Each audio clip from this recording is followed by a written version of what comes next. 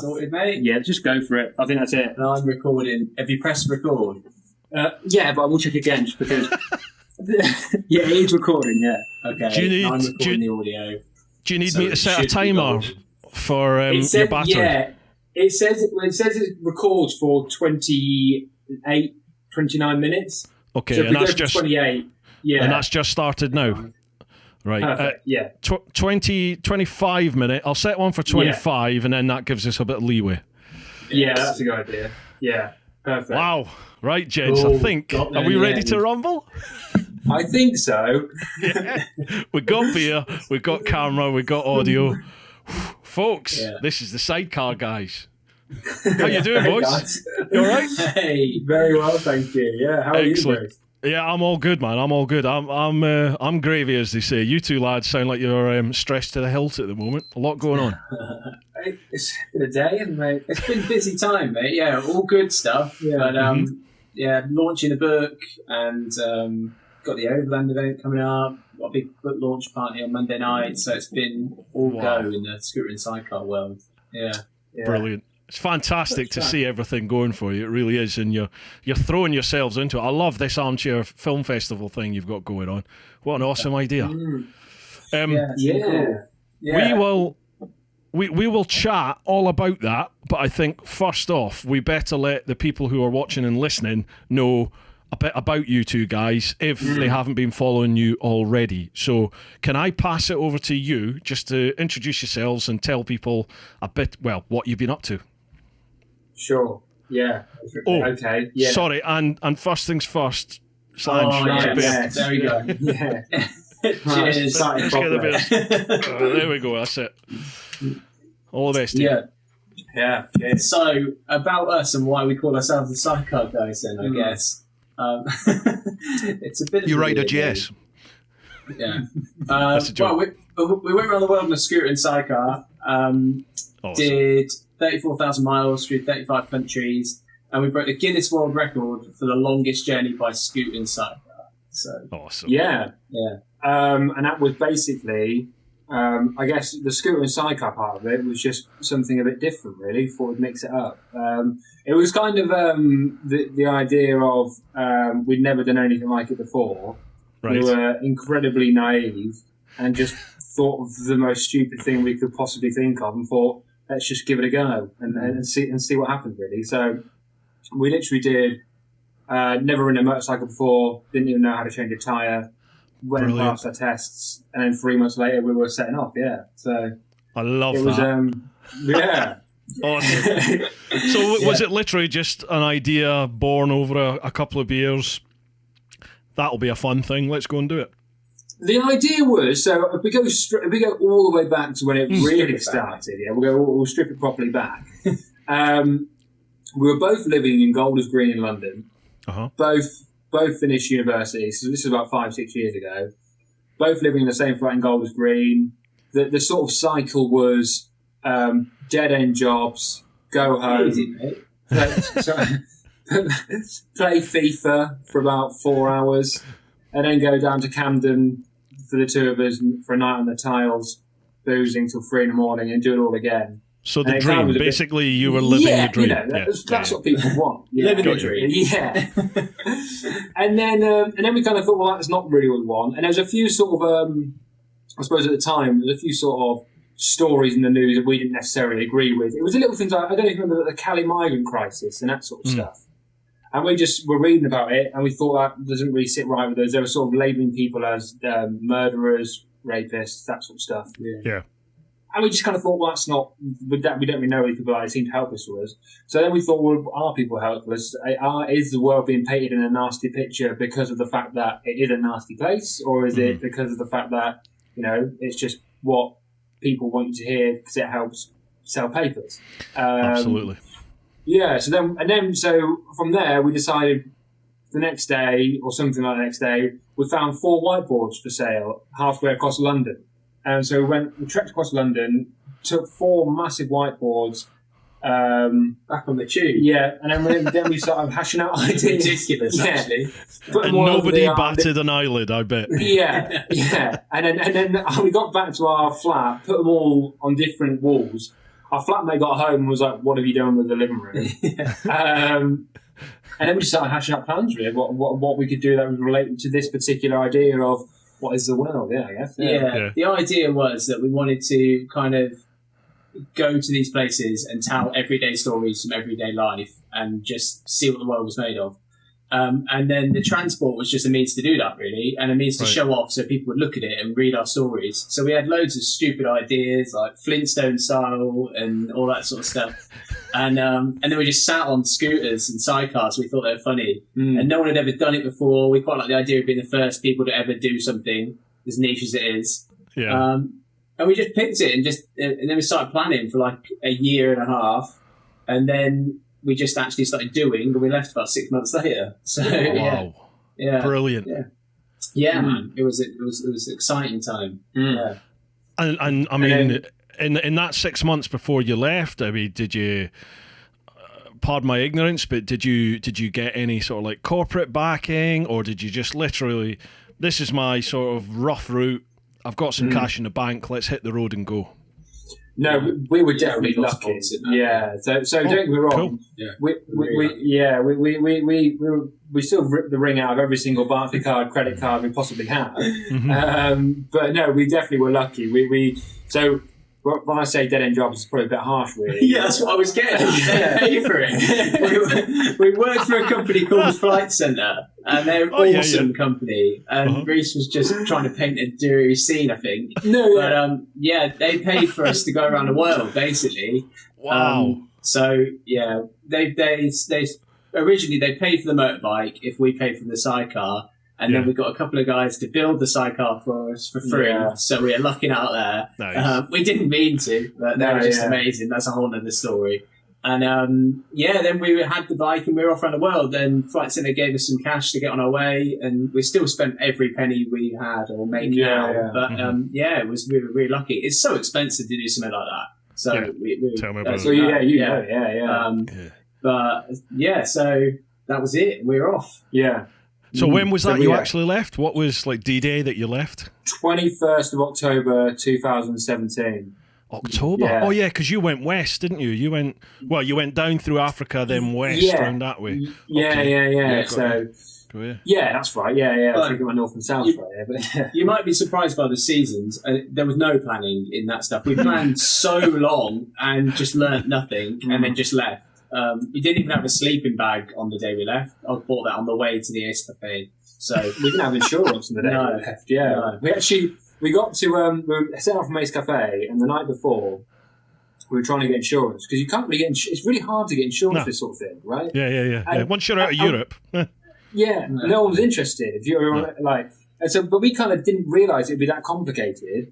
And then we were setting off at 7 a.m. on a Saturday, and at 5 minutes before all insurance brokers closed on the Friday, we were trying to get insurance. And we were coming to terms with the fact, because we did a rally for the beginning of it, from London to Paris. We had a load of bikers come with us.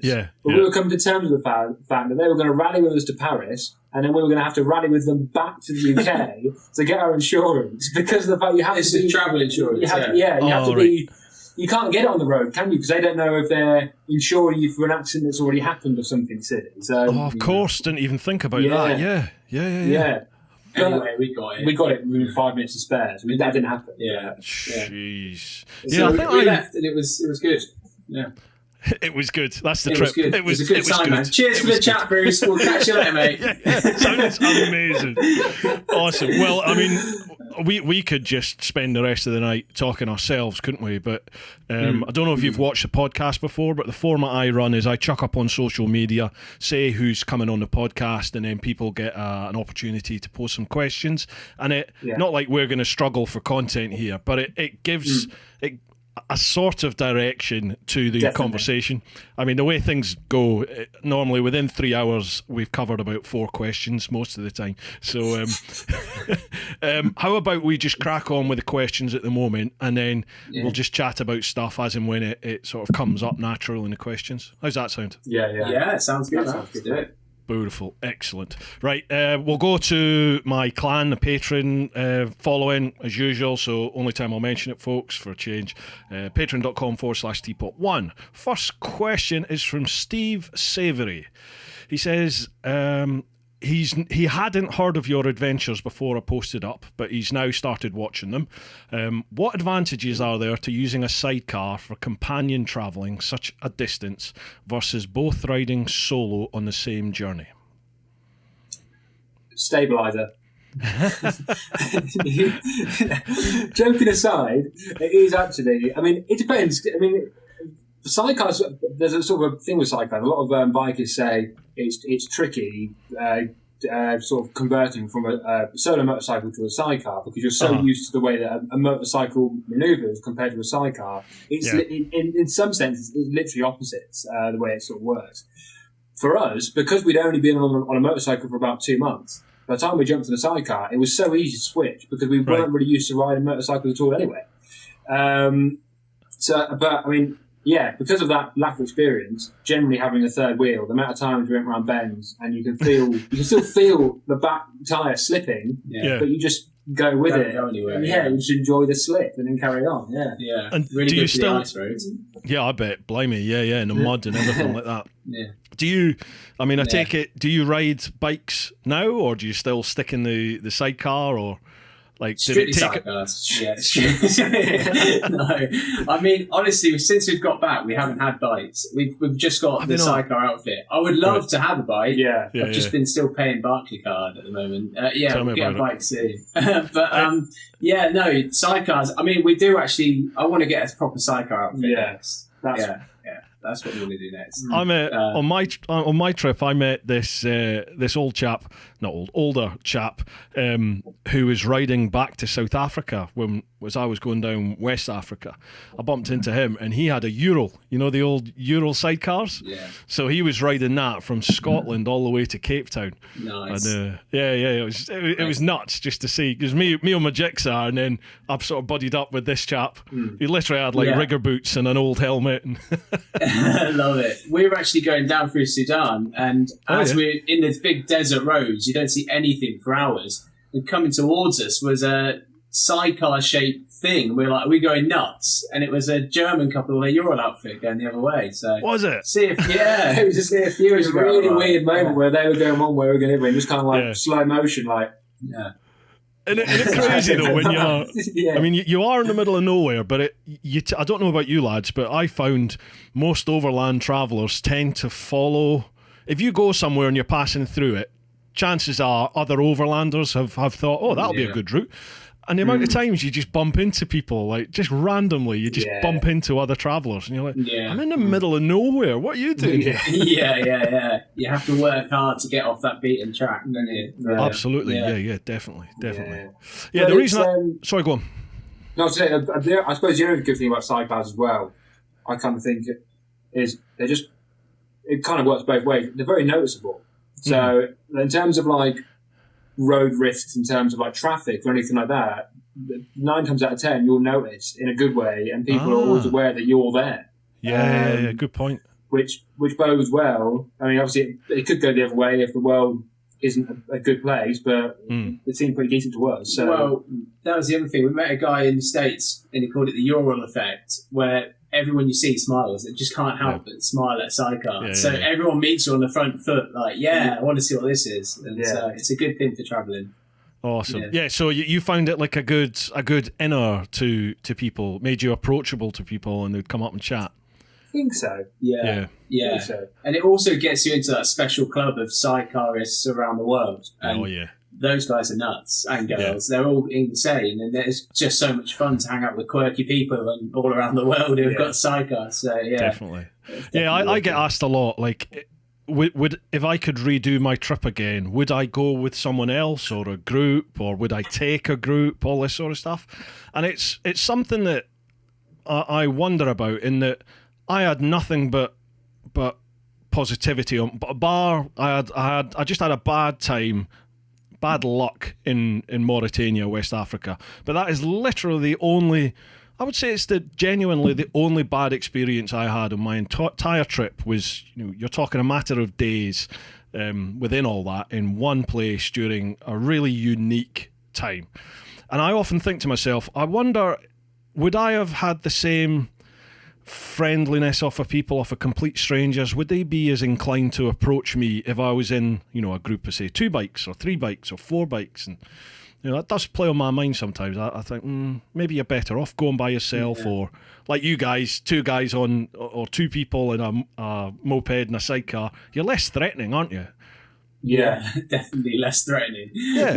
People took pity on us, if anything. We look ridiculous. But no, I think you're right. It depends, really, doesn't it? Like, what kind of vibe? I think the big thing is that smile, isn't it? I don't know if you must have spoke about it with Sam Manican when he was on, but he always talks about it a lot. If you lift the lid up and you're smiling, then instantly the atmosphere changes. So Sam said it actually in the podcast he did here. Somebody asked what is the best bit of kit or the most important bit of kit you could take with you on a trip like that, and my answer was like, I would say it was probably my phone, because as long as I had a signal, I could contact people, I could see where I was, navigate, research stuff. And then Sam just said, a smile. And I was like, oh, you bugger, that's exactly it. That's it to a T. You will face everything with a smile. Generally, you will not go wrong. Good man, Sam. Very good man. Hey, good man. Yeah. Hey, lot guys, of wisdom. I'm getting a little playback here, and I've just realised, can I just pinch one of your headphones? Yeah, and then I can just hear, and then it'll work, and I can just function as a human. I don't know what we didn't do. Yeah, we've got 3 university degrees between us, and it's taken 32 minutes to figure that out. To work out as we do it. Yeah, so that'll be a lot better. That's gonna be a game changer, I think, mate. Yeah, I think. How's that now? They were like going, that's so much better. And they were going like silent. And I was like going a bit nuts there, hearing myself and trying to focus. So, oh God, it's like fresh air. That is the technology great. Yeah.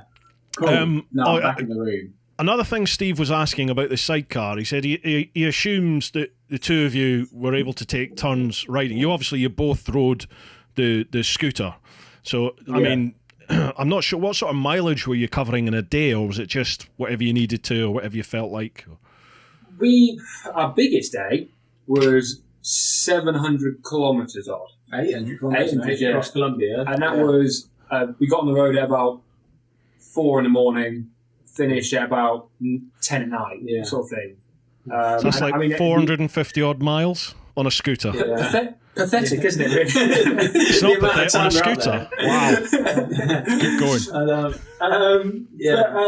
We were going to miss our boat, so we had to chase down the boat to get across the Iron Gap. But you could cover easy 300-400, couldn't you? Kilometres. Yeah. We were doing about 200 miles a day, really. And there would be sort of 50, 60 miles, and you'd need to fill up the tank. So we would just drive, fill up the tank, swap seats, drive, fill up the tank, swap seats, and that would pretty much be the routine. Yeah. And most of the time it was drive, nap, fill up the seat, repeat, I guess. Yeah. So you were only getting 50, 60 miles to a tank? Yeah. I mean, towards the end, we definitely were. I mean, at its peak, really nice tarmac and the wind behind us, maybe we'd get 100. Very rarely. I think at its peak, you were close to 70 to 80. Yeah. It's the drag from the. Have you seen the outfit? I mean, we built it like a post box on the side. Yeah. So we had these guys build it, and they did an amazing job. And then we went off and did some survival training. And the guy said, you need to put a screen on. So we had these local guys put this big roof on the top, and it was like a post box. And the drag's just unreal. It was just we also, I mean, because the top speed we were getting is between 50 and 60 miles an hour. Right. And that was us full throttle the whole time. So we were only getting 50 to 60 miles out of the tank because we were just sat there the whole time, completely going at it. And just so much dead weight as well. We just carry, because on sidecars, you can carry so many stuff that you don't. And so you do, we just did, we just had so much stuff. So we weren't getting that many miles out of it. But it worked well because, to be honest, you had a numb bum by the time you finished an hour in the seat in the sidecar and vice versa. Just have a bit of a swap. So we had 2 suitcases on the back, you see. So. How did you cope for fuel then in places like? I mean, I don't know what Russia's like now, but when I went across it, there was at least one stage when you had to cover. I I think it was about 250 miles, about 400k you had to cover. Yeah. So did you just carry fuel for that, or have they made fuel stations now? Yeah, so we had, our tank was a 9-litre tank. Yeah. And we had 20-litre Jerry. 20-litre Jerry. And then another petrol can. Yeah. But then some probably in bottles. Yeah. We never really, we always had a Jerry full, and we did go into that quite a lot. But the thing with Russia was as well, because we were driving so slow, you could actually cover a lot more miles than the tank because you were going like 20 miles an hour to the ice. So it wasn't, and there was no full throttle. The ice. Yeah, the ice. Yeah, because it was midwinter. Yeah. It was 40 degrees when I crossed it. Jeez. Yeah, 40 degrees below when we crossed it. Yeah. Oh my God. Yeah, it was chilly, man, in the sidecar. Yeah. Chilly. Understatement of the year. Yeah. Siberia in winter. Yeah, it was a bit nippy. Yeah, a bit much, to be honest. Last part of Steve's question. Who would you say is the Charlie or Ewan of the duo? Oh, that's interesting, isn't it? Ewan. I think I'm more like Claudio. I'm the real deal. Yeah, it's more like Claudio and Russ, I reckon. No, Charlie and Ewan. You want to be Ewan, do you, mate? The film star. Well, no, that's a bit harsh, actually. I really like Charlie. Yeah, I really like Charlie. Yeah, I think they're both good fun. Yeah. Have you met either of them? We had Charlie on at the armchair thing. So. Oh, right. Yeah. What's he like? I've never met him. Yeah, I had a quite funny conversation with him actually. So obviously the armchair. Make sure he comes back on the armchair. Yeah. No. It was a lovely conversation with the guy. It was like so he I was sat behind screen because I wasn't on stage as it is, and I was just sat there and he was about to come on in about 20 minutes. And my phone just rang. I was like, oh, random number. I've got 20 minutes. I may as well see what it is. Hi, it's Charlie Borman here. And suddenly I'm like, oh, hi Charlie, how you doing? You went like, hi Charlie, can I do autograph? and he was having troubles with the link, and so I had to go back to our tech guy. Came back, and I was like, it was like, I'm in now, I'm sorted. And then he was really nice to listen. He's like, listen, great idea, loved it. I'm really pleased to be part of it. Thanks so much. Yeah. And I was like, no worries, Charlie. I've now got your number. So I'll be giving you a call in a couple of days' time, see if you want to hang out. So, do you know, it was lovely. I've heard nothing but good things about Charlie, to be honest. I don't know anything about Ewan, but Charlie gets the pair of them get a lot of stick from I think sort of wannabe overland travellers who that's the wrong term to say wannabe. I don't mean any disrespect, but people who've not done it are often very critical of Charlie and Ewan for what they did because they had a film crew and blah, blah, blah, blah, blah. Yeah. But my answer to that is I wouldn't have done what I did if I hadn't seen Long Way Round. And I would say the vast majority of people out there who've travelled since then have probably been motivated in some way by them. So I think we owe them a lot. Definitely. Yeah, I think that's right. I completely agree. And I was the same for me. I mean, we watched a bit of Long Way Down when we were doing Long Way Down. We were proper fans, loved him.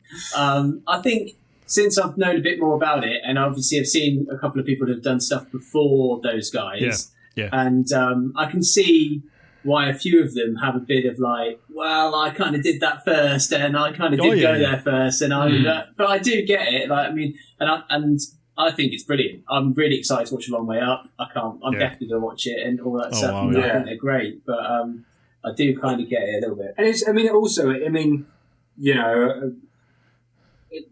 I'd love to have taken a film crew. Don't get me wrong. Yeah. If someone, I wouldn't have been like, no, thank you. I'd been like, yeah, perfect. Film me, great, please. So, it's kind of one of them, like, it's just a different trip. It's just a different style of trip, and I think it's awesome. But it just isn't the same as what a lot of normal people do. I guess we shouldn't say normal, but not superstars. Do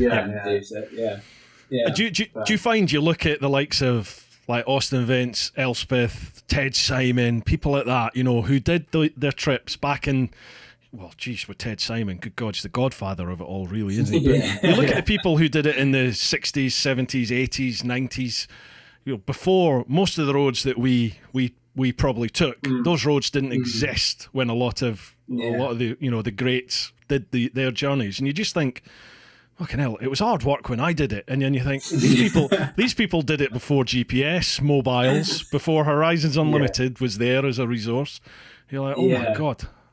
Full respect. Yeah, no, definitely. No, I think that too. And I think it's completely different now, because you actually do have to go and like try and get off the beaten track and find some adventure. Otherwise, you can get to Cape Town on tarmac completely. Yeah, and absolutely. it's like, so I think there is a bit of like, you kind of have to make that adventure happen now, rather than just leave your front door like they could. But it's all kind of, I suppose, relative.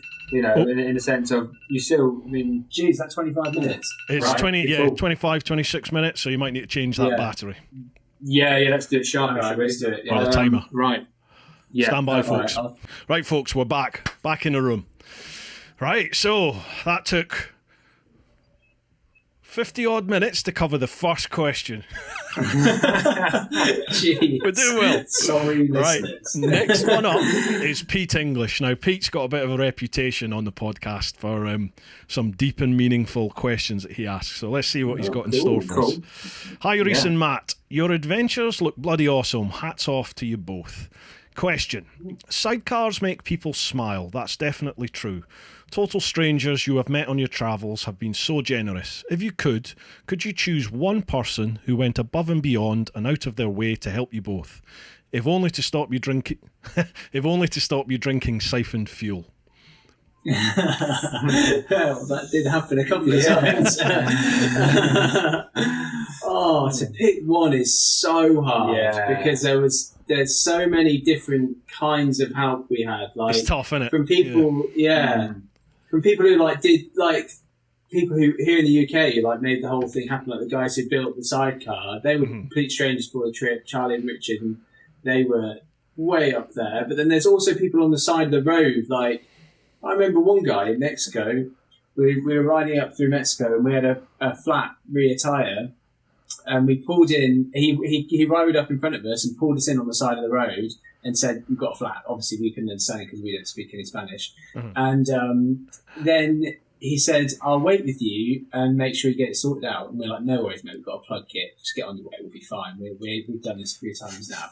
And then we got the plug kit out. It didn't work, of course. Probably did. We just crammed and stuff like that. Yeah. So that didn't work. And so then he called the local police. And this guy ended up sitting on the side of the road with us for 4 hours into the night and just sat there. And I can't even remember his name. I didn't even know the guy's name. He didn't want anything. He just wanted to make sure like we were safe and sound, like a couple of bikers, and then just got back on the road. And there were so many times that sort of thing happened that picking one is... Was there any sort of country that took you by surprise by the generosity and friendliness of the people?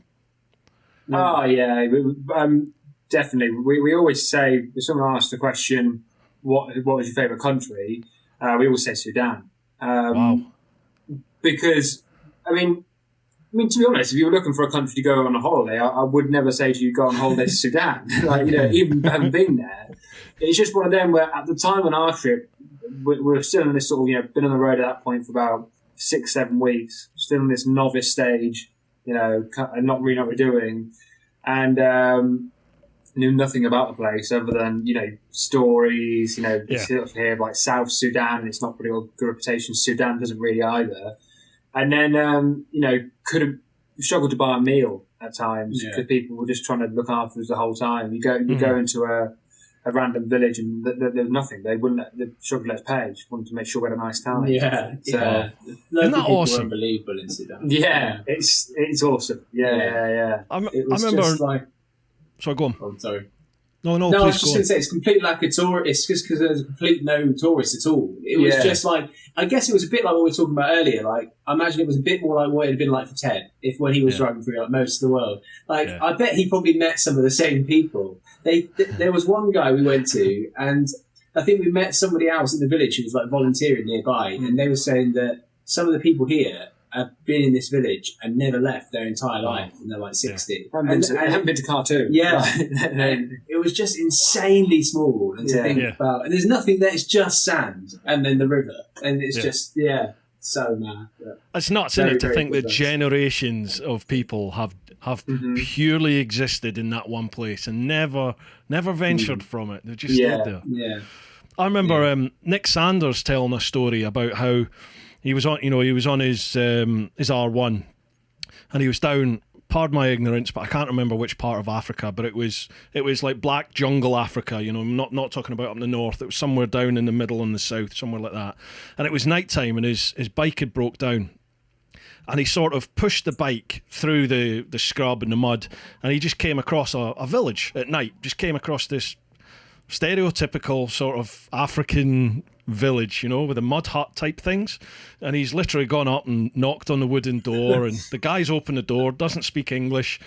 Obviously, Nick didn't speak whatever language they spoke, but the guy recognised that Nick was in need and he needed something, so he followed Nick. Nick took him to the bike, and the guy was just like, "Oh no, bring your bike." So he helped him take the bike, and then put Nick into his house and woke his wife up, and she made him some food. And Nick, I think it was in his book, it might have been a book or a presentation he gave, but he said he often wondered if, at 3 o'clock in the morning on one wet, cold morning in Machynleith, if somebody knocked on his door, would he have been as hospitable as this chap was, And he was like, I probably wouldn't have been, and probably still wouldn't be to this day. But it's amazing to think that these people who have, in our eyes, nothing, they're so open and generous to us, aren't they? Yeah. It's humbling, isn't it? Yeah, it is. And I mean, it was a big lesson for us. I wasn't expecting that at all from the trip. I mean, the whole project was about finding nice people and proving the world's a good place. Just didn't think it'd be that easy, really. It was just like mad generosity as soon as we got anywhere, really. Yeah. But I mean, the question was, where were you most surprised by? And I think we were really surprised by Sudan, but I have to say as well, Russia, it was a real surprise, because we knew people would be friendly in Russia because we've been told that.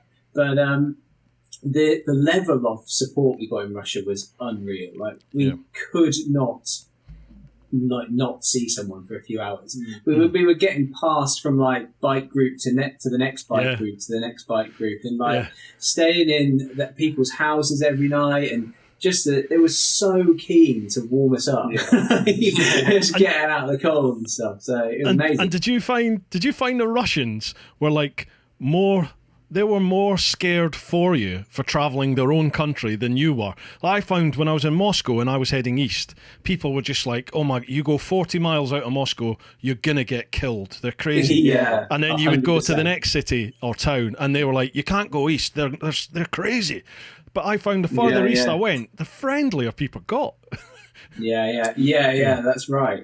And it was definitely we had the first line in the book is about someone saying, "Don't do it, guys, you'll die." You there's nothing there at all. And someone from Moscow, and it's not true. There's stuff everywhere in between Vladivostok and Moscow, so it was fine. But there's definitely a fear of the unknown in Russia amongst Russian people. And I mean, I remember them telling about some of the bike rallies they do in between two towns. There was just 2 days ride for us or whatever. And for them, it's you get a medal and this is a big thing. Do this during winter. And we were we're just done. But it does make sense.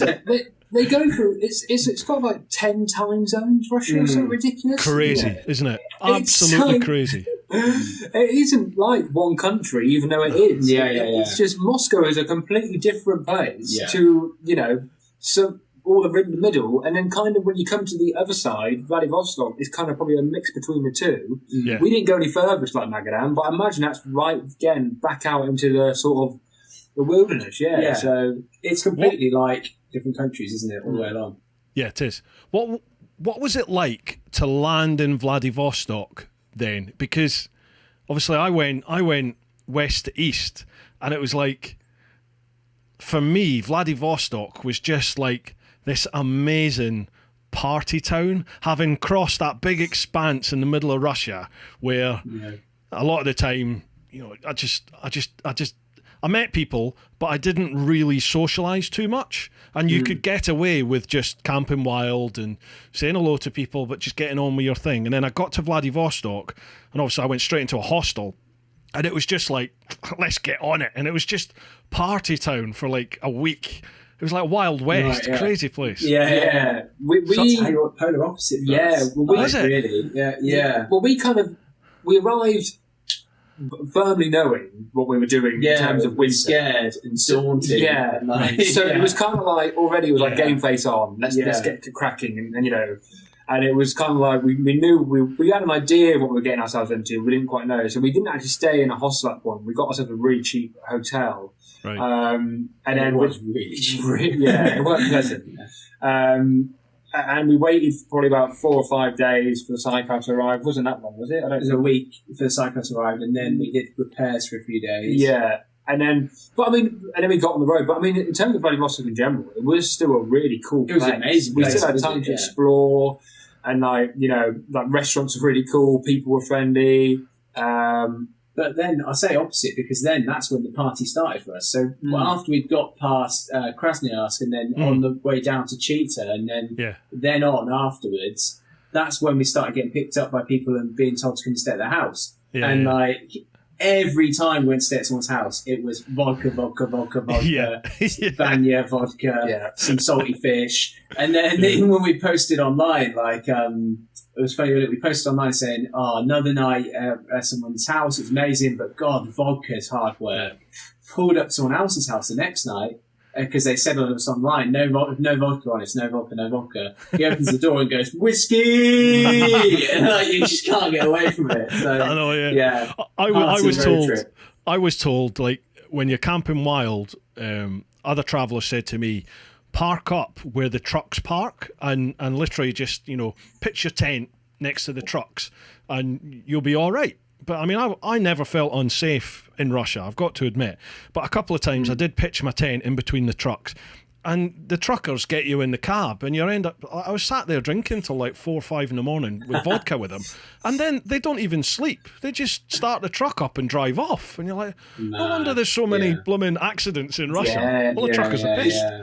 That was a surprise for us. We were thinking, our idea of Russia was, it's a little bit different to like, UK and stuff, but they always seem like they've got their heads on. You know what I mean? And then they're just crazy. Tiny nuts being handed shots of whiskey at service stations at 10 in the morning or whatever. Isn't that crazy? Yeah, they've got like an off license at the exactly. Have they finished the roads there? Like when I did it, they hadn't built the road yet. They'd started it, but they were still putting like the hardcore down for about the last couple of hours to get into Vladivostok. So the road that comes down into Vladivostok, they hadn't finished that yet. Have they? I take it that must be finished now. Yeah, that was fine there. There was parts where it was like parts that are dodging sort of maintenance road, but mainly it was great. But I mean, it was awful actually because of the time of year. It was ice. Snow and thick snow and stuff. But I can't believe you did it then. Jesus. Yeah, it was ridiculous. I mean, the reason we did that was because it was trying to get the Guinness World Record, and we wanted to keep going to get around the world. And we couldn't go the other route where they're boring politics and stuff, so we had to take the Trans-Siberian. So we just went for it, and it was flipping cold, man. Like, really cold. How did you stay warm at those sort of temperatures? So, I mean, it must have been, you couldn't have been exaggerating there. It must have been, with wind chill, certainly, you must have been minus 40 or more. It was minus 40 on the clock, so it was colder than that. So with wind chill, it could have been minus 60. Yeah, it's nuts. Yeah. Jesus Christ. Well, we did. We didn't want just a bike, so we got kit from when we were in Canada before we shipped over there. So we got all our oil rigger kit. Yeah, exactly. Which the Russians laughed at halfway across. They were like, "What's that? That's not good kit. You need to get some snow gear. It's so much better." Sorry, Canada. But we didn't stay. So no heated kit at all. No heated kit, and then also we still didn't know much about bikes, so we didn't even know you could get heated visors. Yeah, so that was a big problem. Our faces froze over. Heated visors. You can get heated visors, They're having for snowmobiling. And so it would have been a really good idea because you literally sit in the sidecar, you breathe, it's mist, you breathe again, and it's ice. And you can then lift it up and see, but then your face turns to ice. And there's some hilarious shots of us because when you're riding, you obviously have to see, and it's just frozen. So, exactly, it helps. Yeah. So it was generally a case of you would get probably 7 to 8 minutes of seeing time, visor up, because it takes longer for your face to freeze over than the visor to freeze over. So we were just driving along, pulling apart our eyelashes, just because they were the things to freeze first. Yeah. People were telling us that at the time, like, you got to be careful because you can go blind. Your eyes can freeze over or something, but they didn't. Well, it's amazing. Like at -30, we were getting 30 minutes in the sidecar, and then it was get out here and try and warm up quick. Getting really too cold. But I mean, the difference in temperature between the different levels is unbelievable. I mean, you got to a point where we were like -15. Let's go, mate. Sunglasses on. This is gorgeous. But it's kind of like, you're -40, and then the wind, when it starts whipping and stuff, you're easily at -60. It's really miserable. It's not a fun place to be. No. So how long did that take you to do the Russian leg then, in those sort of conditions? 2 months. 2 months, yeah. Probably. It was probably about 7 weeks to get through Russia. It was 6 weeks of the really tough stuff. But it was That's good going. We didn't do any sightseeing. We didn't do anything every day. It was 8-hour driving every day, and all day. It was just a case of before we'd do like, you'd be on the road for, I don't know, 5 days, have a week, have a couple of days break, see a few things. With Russia, it was like, I don't want to see anything because if I'm going to be cold outside seeing things, I'm not going to enjoy seeing them. I may as well come back another time. Yeah. And even though we're at -40, we weren't at peak winter yet. So the longer we left it, it was only going to go one way. We kind of thought we'd just keep going and going and going and blasting through it. And to be honest, we were like really genuinely scared. Like really had pushed it way too far. And we just wanted to get home so much. And it sounds ridiculous, but we were just like, I've got so far around the world now, and I really just want to get home alive now. Because it was just so scary. And then sat in the sidecar's on the wrong side, so you're in the middle of the road. The trucks are coming past, and they're steaming it along. We're just holding chatting, tanked up on vodka, 50 miles an hour. And the snow they're literally right where Reece is. The snow, big wheel turning. You just stand there looking at it, and we've got summer tyres on. We could slip into it any minute. But it was. You didn't have chains on. You didn't have it chains on. Didn't work. But the problem was that with the visor again, it was like the obviously riding. We rode up, but you don't really want to have a cold face. So if you were sat in a sidecar, we just put a visor down and let it freeze over. So you can't see a thing. Just sat in a sidecar for an hour and a half, freezing cold. Every now and again, you feel the bike slip, and it always felt a more significant slip in the sidecar than it was in the thing. I mean, we had intercoms, but by that point, we've been on the road for a year. They were broken. So we just sat there, like that. And every now and again, you'd flip open your visor because it's completely frozen over. And for some reason, every time you'd time it with a Russian lorry going past, kicking ice and sludge into your face. Yeah, it's gross. But the guy driving would be fine. He's listening to his tune, saying, I'm back in black. Just cruising along the highway, and then you're warm because you're trying to keep it on the road because it's like falling all over the place. It's one of the things we always say, I don't know about you, like you mentioned like Martino and stuff, but whenever we got into sort of hairy scenarios usually, we would kind of reflect on it and go, that was dangerous. We got lucky to get out of that. We didn't quite think about it at the time. With Russia, we were about 2 weeks in thinking, this is dangerous. And I had that realisation and then looked at the map and realised we'd only done 2,000 miles. We've got another 5,000 to go. And it's a completely different ballgame when you suddenly realise you're in it, not that you were in it. And then you just sort of realise you still want to carry on going. So, and there's no option. By that point, there is you've just got to keep going. I do think if we'd gone the other way, if we'd have gone to Russia first in winter, I think we'd have probably potentially thrown a towel in. I think we'd have been like, what's the point? But it was because we were obviously heading home. See, I know when I was planning mine, I did sort of, in my own little naive ill-informed brain, I thought to myself, right, I'll leave the UK in October, and I'll batter through Europe, then I'll get into Africa, and I'll do the winter round Africa, and then by the time I come through the Middle East and into Eastern Europe and Russia, it'll be into the spring. And I tried to keep in my head that I would time it so wherever I got to, I was never in the depths of winter, which worked perfectly till I got to like Chicago heading north to Alaska, and it was now about April time. And it was, it was going to be cold, but it shouldn't have been massively cold. And they just had this freak weather front hit, and it went to, with wind chill, it went to minus 38, I think, for about 5 days. And I had leathers. Like, I had no warm kit. I had leathers, and my heated grips that I had put on the bike, and I hadn't needed for the entire trip because it was between 30 and 50 degrees almost everywhere I went on my trip. By the time I got to Canada, where it hit minus 38, the heated grips had given up because I wore through the handlebars, the rubber on the heated grips. So it was just bare wire, and it all shorted out. So Jesus, God knows what. God knows what like minus. I mean, we were, like I said, going back to that sort of stabiliser, it saved us. I don't know if I was doing on a solo bike, no sort of conditions. I mean, that is a completely different level. I think. Like, I don't know how you didn't slip off or something. Well, excuse me. I was lucky because although it was cold, it was that sort of temperature. There wasn't snow and ice because it was just this freak weather front that hit. So it was literally, as I was riding, you just saw the temperature go woof straight down.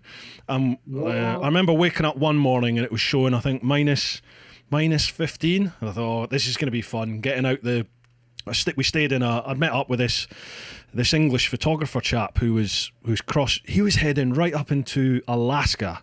He was going up to the Inuits. He's a photographer, and he was going to live with these amazing guy, Ed Gold, his name is, and he was heading up there. So I buddied up with him, and we crashed in this cheap motel. And I thought to myself, it's going to be fun trying to get the bike moving on icy roads at minus 15. And they weren't icy. Like, everyone was just carrying on as normal. In the UK, life would stop, wouldn't it? But people over there just got on with it, and I was like, well, okay, fine, crack on. There you go. Just get a bit cold. Well, yeah. I mean, I could ride for about 10 minutes, and then I'd have to stop for about 20 minutes and warm up, and then get back on. But thankfully, it only lasted 3 or 4 days, and then I was fine. But God knows how you lads managed 7,000 miles. Kit, so it was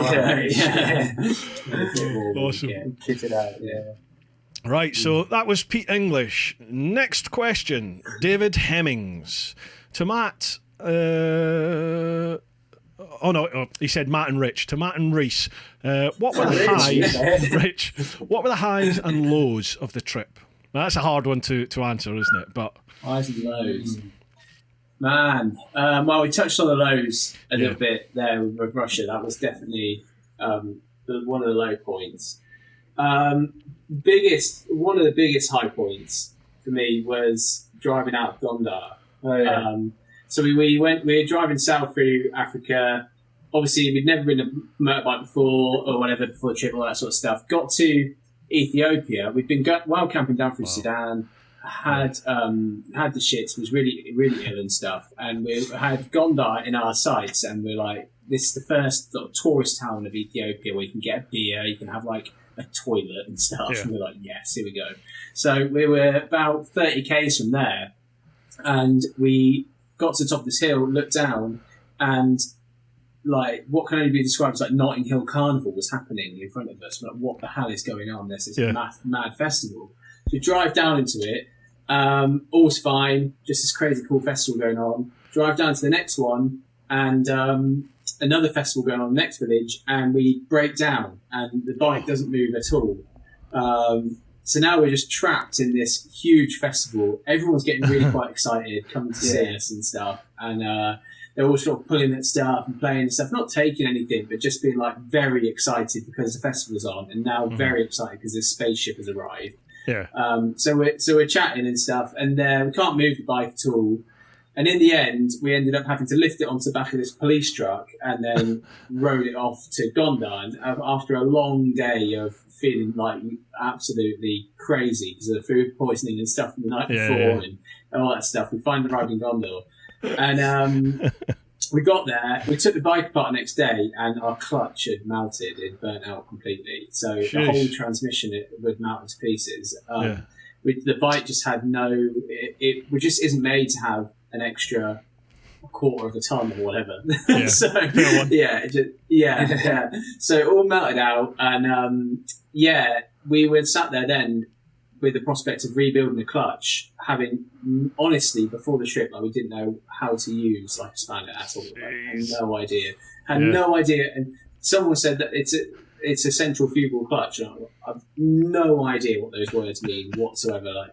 So we still don't know. Yeah. All I know is that if you put your arms on your side and spin round. Yeah.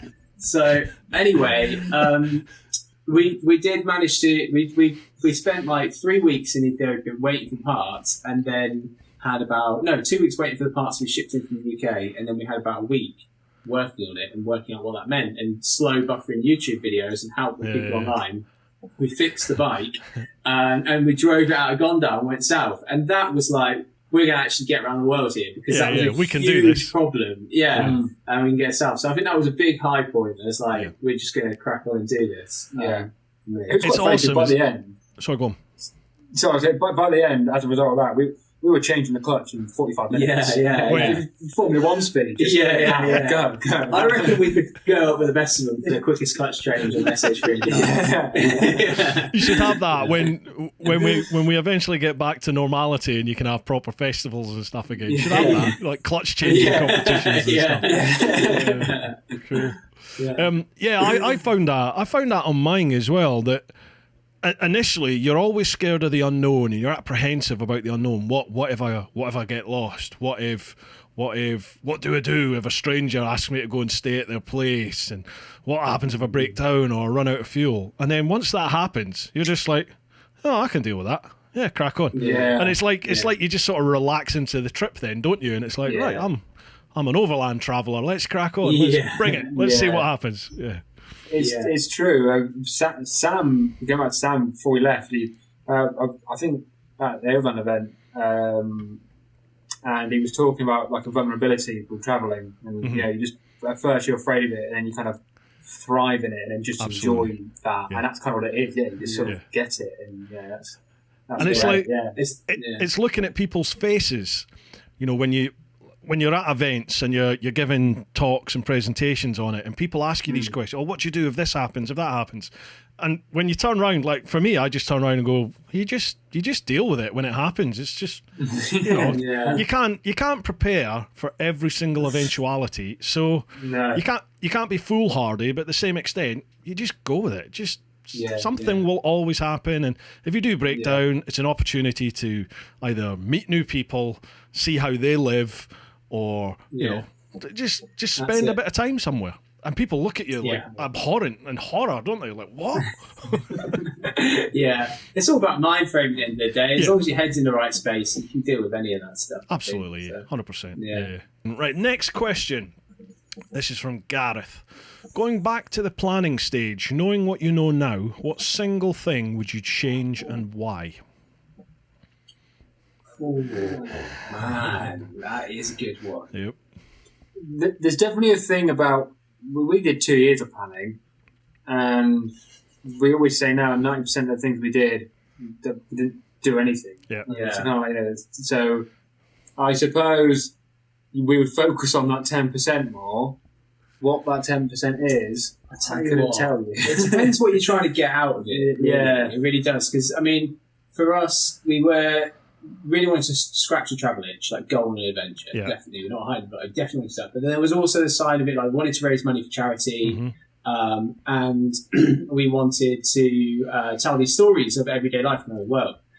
And the one thing we did was we got our messaging really wrong. We were we're going to go and raise money for this cause, and while we're doing it, we're going to try and tell stories about this cause. I hope you're going to try and help stop this cause. And in a way, we're kind of saying we're going to run the London Marathon, for British Heart Foundation, and we're going to try and cure heart disease while we're running, sort of thing. And it was like we just bit off way more than we could chew, and it was like, so I think that was kind of in the planning stages for us. We was probably spending too much time planning on like what's this trip about, or what's it worth, and all that kind of stuff. Whereas actually, when we got out on the trip and did it, it kind of took its own shape. It was always going to anyway, and developed into its own thing. And I think I would just kind of trust that a bit more if I was to do another big adventure. Like just what will happen, really. Yeah. So, I get asked that all the time, and my advice to people. And again, they look at, maybe they just look at me weird all the time whenever I speak, but people look at me when I say, I would literally pick up my passport, my phone, and a credit card. I'd get on my bike and I'd go. That'd be the extent of my planning now. It's just, right, where am I going? Am I going to Folkestone? Sorry, am I going to Folkestone for the tunnel, or am I going to Calais and I'm jumping on a boat? Which one is it? And then I would literally wing it from then on, because I had carnet. I know carnets have all changed since I did mine. And visas, you stress yourself to the hilt about Russian visas and the various countries in Africa, the Middle East. Those visas can be a royal pain in the arse. There's conditions about them. But the amount of people I met on the road who didn't have a carnet and didn't have any visas and were just travelling either with no documents or forged documents, and they just did perfectly well. They did perfectly fine, and you're like... maybe it's different now. That was 2012, 2014. Maybe you can't travel on forged visas and forged carnets as easily as you could then. But the amount of people doing it in those days, there's always a way around it, isn't it? Yeah. And a lot of places, money talks, doesn't it? A couple of quid to the right policeman can sort a lot of things out at a border. Exactly. That's true. Yeah. I think one of the things for me, and I think it kind of doing it the way you said there, just getting on your bike and going, it's kind of exciting because you don't know what's going to happen, and all the planning is just kind of taking away from that here and there in some ways, because that's one side of it. The other side is we went through Italy and we saw the most boring place on the planet because we didn't do any planning for it. We drove on this horrible service road out to Venice, and we could have gone through these gorgeous twisties up through the Italian I think it's also... You do have to do a bit of planning. You do. But I think you can also plan on... Depends if you do, like I said, ours was Guinness World Record attempt. We're going to drive around the world on a scooter and sidecar. If you were going to take, like I said, go to Folkestone, hop on over to France and go from there, you are kind of subconsciously planning on your way. There's no time limit. You can decide on the day where I'm going because you've looked at where you're going. So you'll never find yourself in a position where you're on the most boring road in Italy because you're in no rush to find the most boring road in Italy. You know what I mean? That's right. I think it's each to their own. I think to a degree, it depends why you're doing it, but at the same time, there's definitely advice as to how you could do certain things differently, or how we should have done, or how best way for people to go about for. Well, the one thing I'd say is if you haven't done a trip like this before, then do the thing you just said and just go and be naive. The best thing to be is be naive because it makes you do stuff you would never do otherwise. Absolutely. I would never go across Siberian winter. I would never go across the Andes on the Lagunas route again. It was awful, but it's by far the best stories. It was by far the most fun to look back on. It's like proper adventure. But definitely wouldn't do it again. So I think the naivety is good. Definitely. If you could do it again. In fact, hang on, let me have a little look and see what questions we've got coming up. There we go. Right. The very next question sort of goes along the lines I'm thinking. Andy sorry, lads, have you finished with anything else? Andy Whittaker. Cheeky bugger. He said, has Bruce mentioned he rode around? I get asked, my trip comes up at least once in every single podcast. Either I bring it up or people ask me about it, but it's become a thing now. As Bruce told you, he rode around the world. I haven't seen your trip yet, but I soon will. Where will your next trip be, and will it be bike and sidecar? So definitely... Yeah. So definitely bike and sidecar, It's Sidecar Guys. Yeah, I guess it's that thing. So in terms of that, when we sort of got back, there is that sort of Sort of finding out where your place is, what you do next if you want to continue on this sort of path that you sort of done, that sort of thing. And then we just decided that we'll just double down on Sidecar, and from now on, no matter what we do, Sidecar. there's a Sidecar on the side. It is such good fun. Yeah. So yes, there'll be a Sidecar. Where we'll go, who knows? Yeah. I don't think I need to personally go on like a mammoth 18 months around the world, 2 years, how long it needs to be, really long adventure. I've done it, and while I enjoyed it, I think you can also do smaller things and get different things out of it, but equally just as valuable things. Totally get it. So, yeah. How long have you been back? When did you finish? January 2019. So we're on the road for about 15 months. Yeah. We've been back for longer than we left. Yeah. I thought exactly as you just said, up until probably a couple of years ago. And a couple of years ago, the itch started coming back. Because people would ask me, where are you going to go, what are you going to do? And I was always just like, I've done it. I've got nothing left to prove. I did that to prove to myself that I could do it. And I'd made a promise to my mum before she passed away that I would live my dream. And I went and I did it. Yeah. And I always thought, well, I haven't got that drive anymore. And I've done it. But a couple of years ago, the fire started again, and I was like, I don't like the fact Africa beat me, so I want to go back and do Africa. I didn't get into Mongolia because I snapped the frame of the bike, so I still want to do Mongolia. I missed out all the Middle East because it was just, apart from Iran, everywhere else was pretty much burning according to the news. So I was like, I'll not do that. So there's all those places. I mean, admittedly, there's nothing left of Syria to see anymore, sadly. But all the stands, I'd love to go and do the stands. I didn't get to Dead Horse. I didn't get to Ushuaia. So there's all bits that I want to go and just tidy it all up. So we'll see. Don't tempt us, please. Going on now. Like you said, watch out for it. In a couple of years' time, and you'll be like, right. Definitely. That's the thing. I do look at doing like small 2-week trips or whatever, and I'll look at the map and I'll go, well, we could probably just do that bit as well. We just get there, and the next thing you plan like a 6-month adventure. You're like, I've got to bring it back again. Suddenly you're in Australia. Yeah. So, not sure what we do, but it'll be something with sidecars. It'll be something fun. But it's difficult to know right now, right? I mean, you kind of. You don't. I mean, we've been discussing potentially doing something. Trying to get another sidecar on the road end of this year, early next. But then what we'd do with it, something small for the time being, just having another one. And then, but then you kind of like, well, what can I do with it this time? UK, man. Maybe we'll do some UK stuff, a bit of Europe. I don't know. See where there's an air bridge. I've got this crazy thing in my head that I want to cycle around the UK. Now, one, I'm no cyclist. Like I would struggle to do a couple of miles on a push bike at the moment. In fact, I'd probably struggle to get on a push bike at the moment. And I continually take the piss out of cyclists in my vids just because it's fun and they always bite.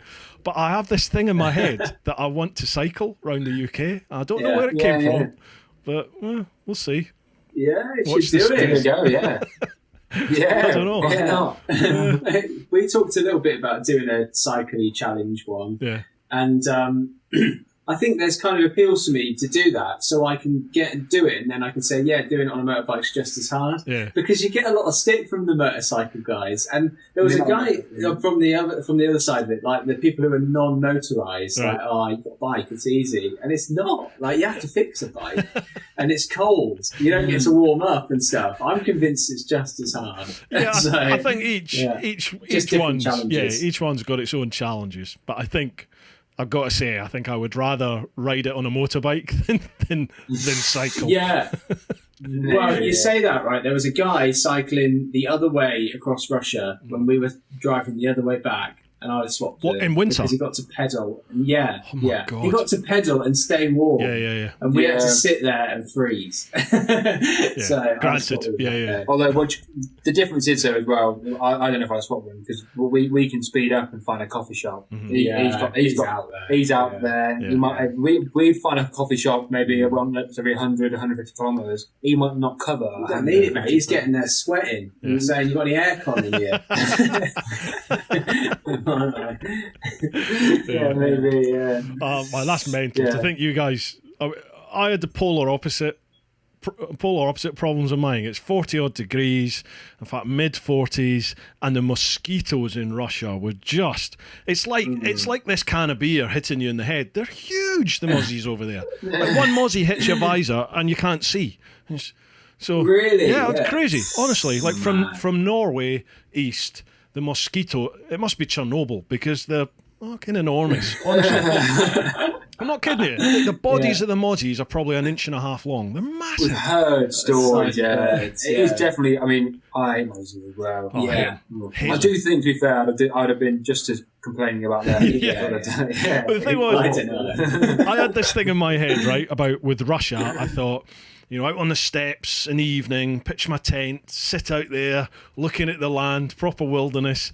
And it wasn't like that. I would get off the bike in my helmet, leathers and gloves, 40 odd degrees, sweating like a therapist. And I would have to put my tent up wearing all this kit, because the mosquitoes would just eat you alive. So I'm literally got my buff up. I've got like the mozzie net thing around my helmet. I put the tent up. I'd get into the tent and then I wouldn't leave it all night. I would literally unzip a little bit and pee out the side of the tent, and it was just there was no setting a fire up and looking at the land. Yeah. None of that. It was just like living in a permanent sauna. That's awful. It's horrible. Yeah. I hated it. That does sound horrific, actually. Yeah. But I think I would rather be in 40 degree heat than minus 40. Bugger that. Even though hopefully there's a little place in the middle. Yeah. A nice 5 degrees that we can all enjoy. 5 degrees, it's a Scottish summer. Right, last one of the Patreon questions. Chris Twiddle. Most around the world trips I have seen have gone east, such as Ewan and Charlie, and Bruce's trip, for example. We mentioned that, didn't we?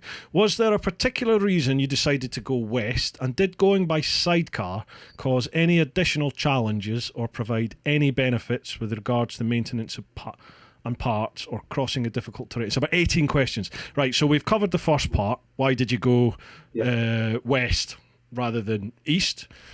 And that was basically chasing the seasons, wasn't it? That was the main initial idea. Why did we do that? I can't remember. Because it was winter. We didn't want to go. We kind of wanted to go. I remember when we did it. We went to the Overland event, right? And this guy called Vince, and we hadn't decided. This guy called Vince said, "Which way are you going to go?" And we said, "I don't know." And he said, "Well, toss for it now." And he got a coin out, tossed a £1 coin. Heads you go south, tails you go off east or whatever. Yeah. And he did it, and we actually did follow and that. He gave us a £1 coin after. Yeah, and he gave us a £1 coin, yeah. Brilliant. I think I spent that, sorry, mate. Don't say sorry to me, say sorry to Vince. Sorry, Vince. Yeah, but Vince did actually decide we went south. So that was the level of planning. Toss of a coin. coin. You need some planning, how? Love it. A coin. Fast forward a year or two, and you're minus 40 degrees going fucking... Yeah, cheers, Vince. If I live, I'm going to punch your face.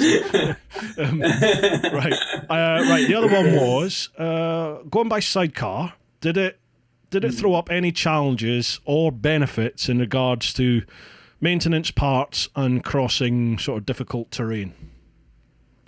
Pros and cons. Throws up a lot more crossing terrain.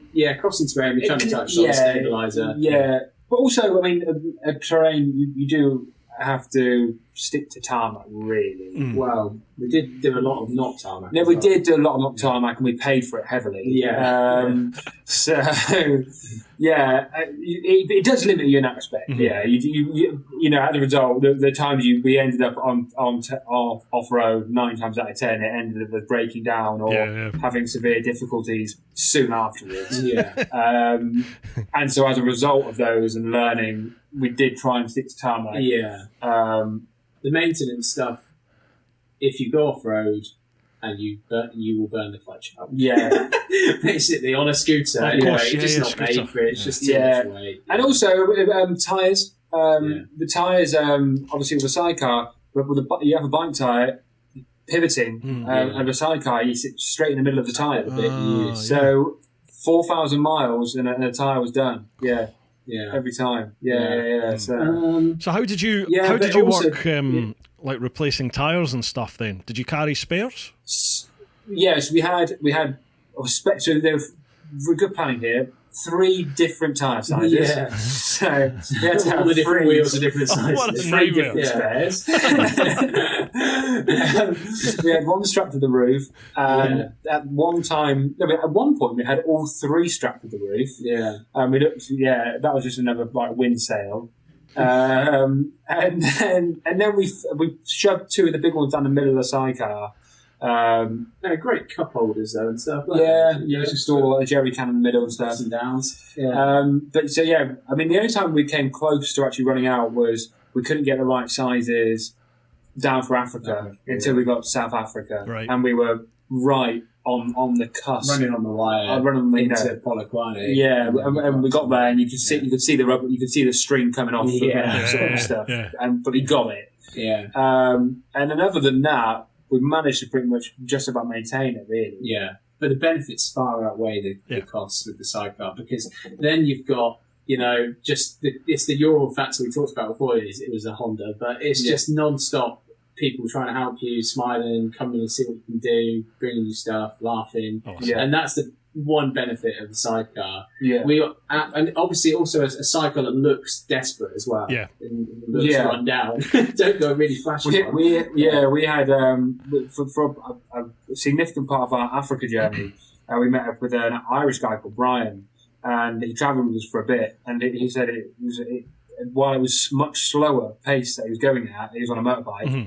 He said at the same time it was much easier because he would just travel behind us because we were going slower, and no one would ever notice him. Yeah. But if he's ever by himself, everyone noticed him. But because he was with the sidecar, They're all focusing no on one you. even knew he was there. Just carry on going through. It was crazy. The wee bit of Africa I did up in the northwest there, I met up with this chap who was doing it on the Ural, and we buddied up to cross through Mauritania because basically there was the Boko Haram lot, the ones that kidnapped all the Nigerian schoolgirls. Mm-hmm. They'd exploded out of Central Africa at that point, and they'd taken over Mali and literally sacked Timbuktu, and they'd come across into Mauritania. So the Mauritanian government flooded the sort of 2 main roads in Mauritania with police and military.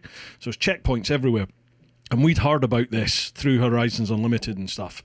A couple of travellers had messaged me and said, "Don't go, it's horrific." But I just thought, the amount of people that had messaged me and said, "Oh, I went through there last year, 2 years, 5 years ago, great time, had a whale of a time." And then one person said, "Don't do it." I thought, you know what it's like. Most people seem to be pretty positive about it. Let's just go and see for ourselves. So we buddied up and we went in, and it was horrific, sadly. But I would find, if we were going down the road, if Robert was in front in the sidecar, people would be running alongside and waving and smiling.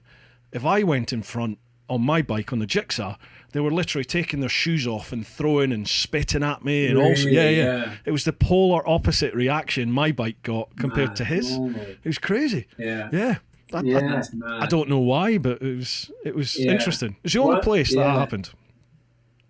No, it is interesting that. I mean, the only thing I can liken that to is going down through Ethiopia, and there was a lot of stone throwing there at bikes and stuff. I don't know if you've heard about that, but there's a big culture of kids throwing stones at cyclists and bikers and stuff. They think it's fun. Right.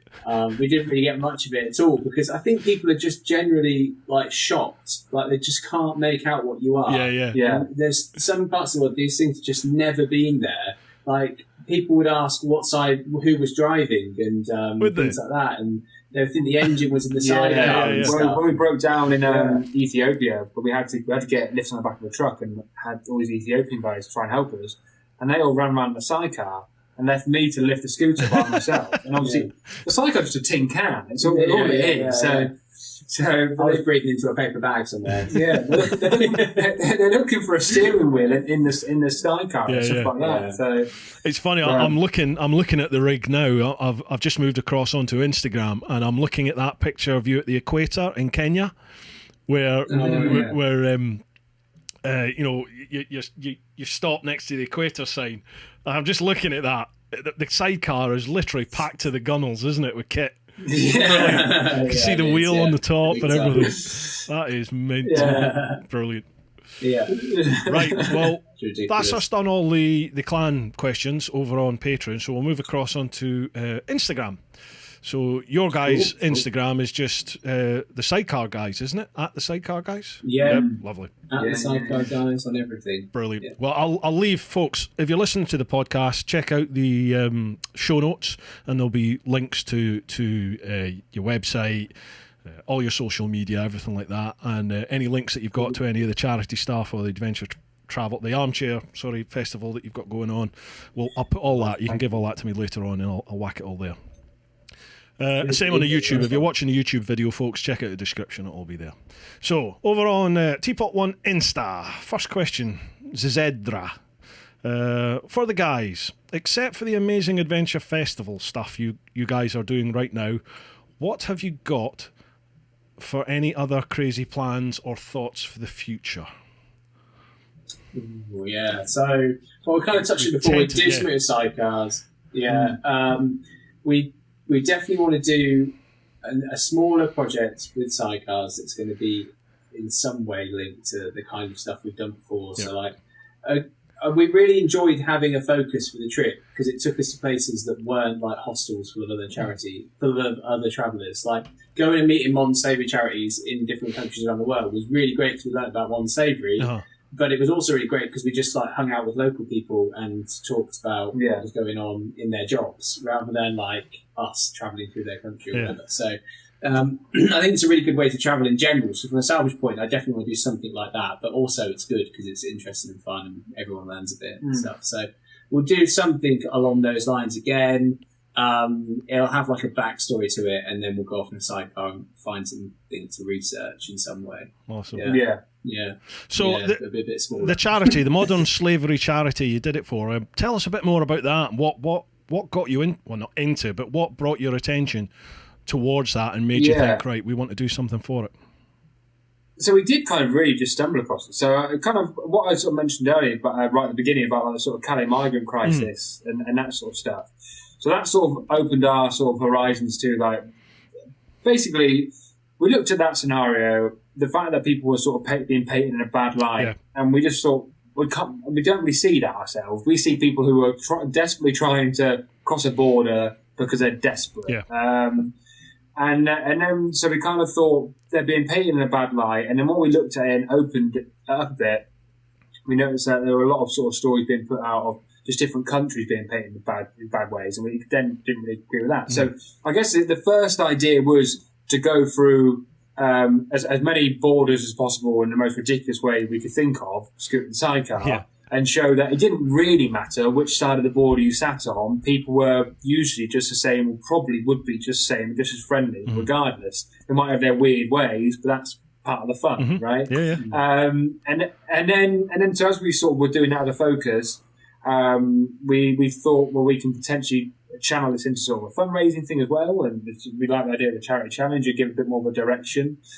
We looked at the Calais migrant crisis again, and a lot of things that were sort of being mentioned in the area was human trafficking and how at risk, in particular, these people and vulnerable they were.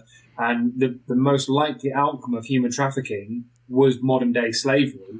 And then we realised that I think there's 40.2 million people enslaved globally, and that's 3 times the amount of the transatlantic slave trade, which is like a ridiculous amount. But then what we also kind of re-tied back into our original point of it doesn't matter what border you're on, because it's an issue that's in every country. There's the amount of people enslaved in the UK.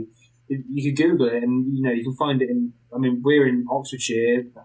There's an article last week about it in Oxfordshire. And often it's not. It's all over the world. It's not in the sort of, I hate to say, the industries that you think of. It's not just in the sex industry. It's things like farming, fruit picking in the UK. A lot of that is, as we've seen. Sadly, there's quite a few deaths in it. Wasn't that a year or two ago? There was quite a few of them passed away. They were locked up in a porta cabin or something and passed away in there. So I mean, it's a very pertinent topic even here in the UK for sure. Yeah. But it's a hard thing to raise awareness for because it's faceless. It's literally unseen. Yeah. Which is one of the charities. No one knows, even though it's such a big thing, no one can say that they know someone who is, well, some people can. Some people we can now. Yeah, but I mean, most day-to-day person doesn't know someone who's in slavery or was in slavery. And also in terms of like what they say is like spotting the signs. You wouldn't really know to look for the signs until like I had a weird moment about a year ago where I drove my car into a car wash, and they do say one of the big things is car washes. Yeah.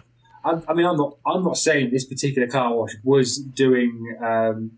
Let's say it was ticking the boxes, and potentially, so it had like a lot of European car washers who were working there, and I just sat there. And I was in a traffic jam of about 4 cars, and it took me from the 4th car to get to the front car. It took me 20 minutes to get to the front car, which means they were averaging roughly around about 4 cars in an hour, roughly 4 or 5. And they charged me £4 to £5 to clean the car. Yeah. So by that long, what's that, about £25, and there was roughly around about 8 people there working these cars. Yeah. So what are they getting paid? No way that's what are they getting paid? And then you've got a guy who I just looked, because I was just intrigued by it. I looked at the in the car park, and there was a guy sat in his car keeping a close eye on the situation. Maybe he was just sat there because he was calling his I don't know, his partner or something. But it was just sort of like all the dots were sort of like this could be anything. And it's just one of the small signs where it might not be, but it's that is one of the things that they look out for. And that sort of stuff. So time up. Oh gee. So that's where the charity side of things came from. So that's where all the charity stuff came from, and it was a really good thing to do. I would recommend anyone to pick a cause or pick something to be interested about as you go around the world, even if you don't want to raise money as you do it. Because it does just open up a whole different kind of like travel and different experiences as you go. Yeah, definitely. Yeah, and it's all. I mean, it's a great thing to do, though, isn't it? Just to try and raise a bit of awareness for some sort of cause. You can't fault people for doing that sort of things, and there's never going to be a bad outcome from something like that. You're raising a couple of quid and you're raising awareness for a worthy cause, so fair play to you. Yeah, absolutely. Right. That's right. We'll go. Sam just says excellent news, looking forward to listening to it. Sam Manicum. Josh Rule. If you could go back and tell you... I think we've covered this. If you could go back and tell yourselves one thing to make the trip even better, what would it be? Oh, okay. It's a slightly different angle. So one thing... Don't take Reece. Don't take what? Reece? Don't take Reece, yeah.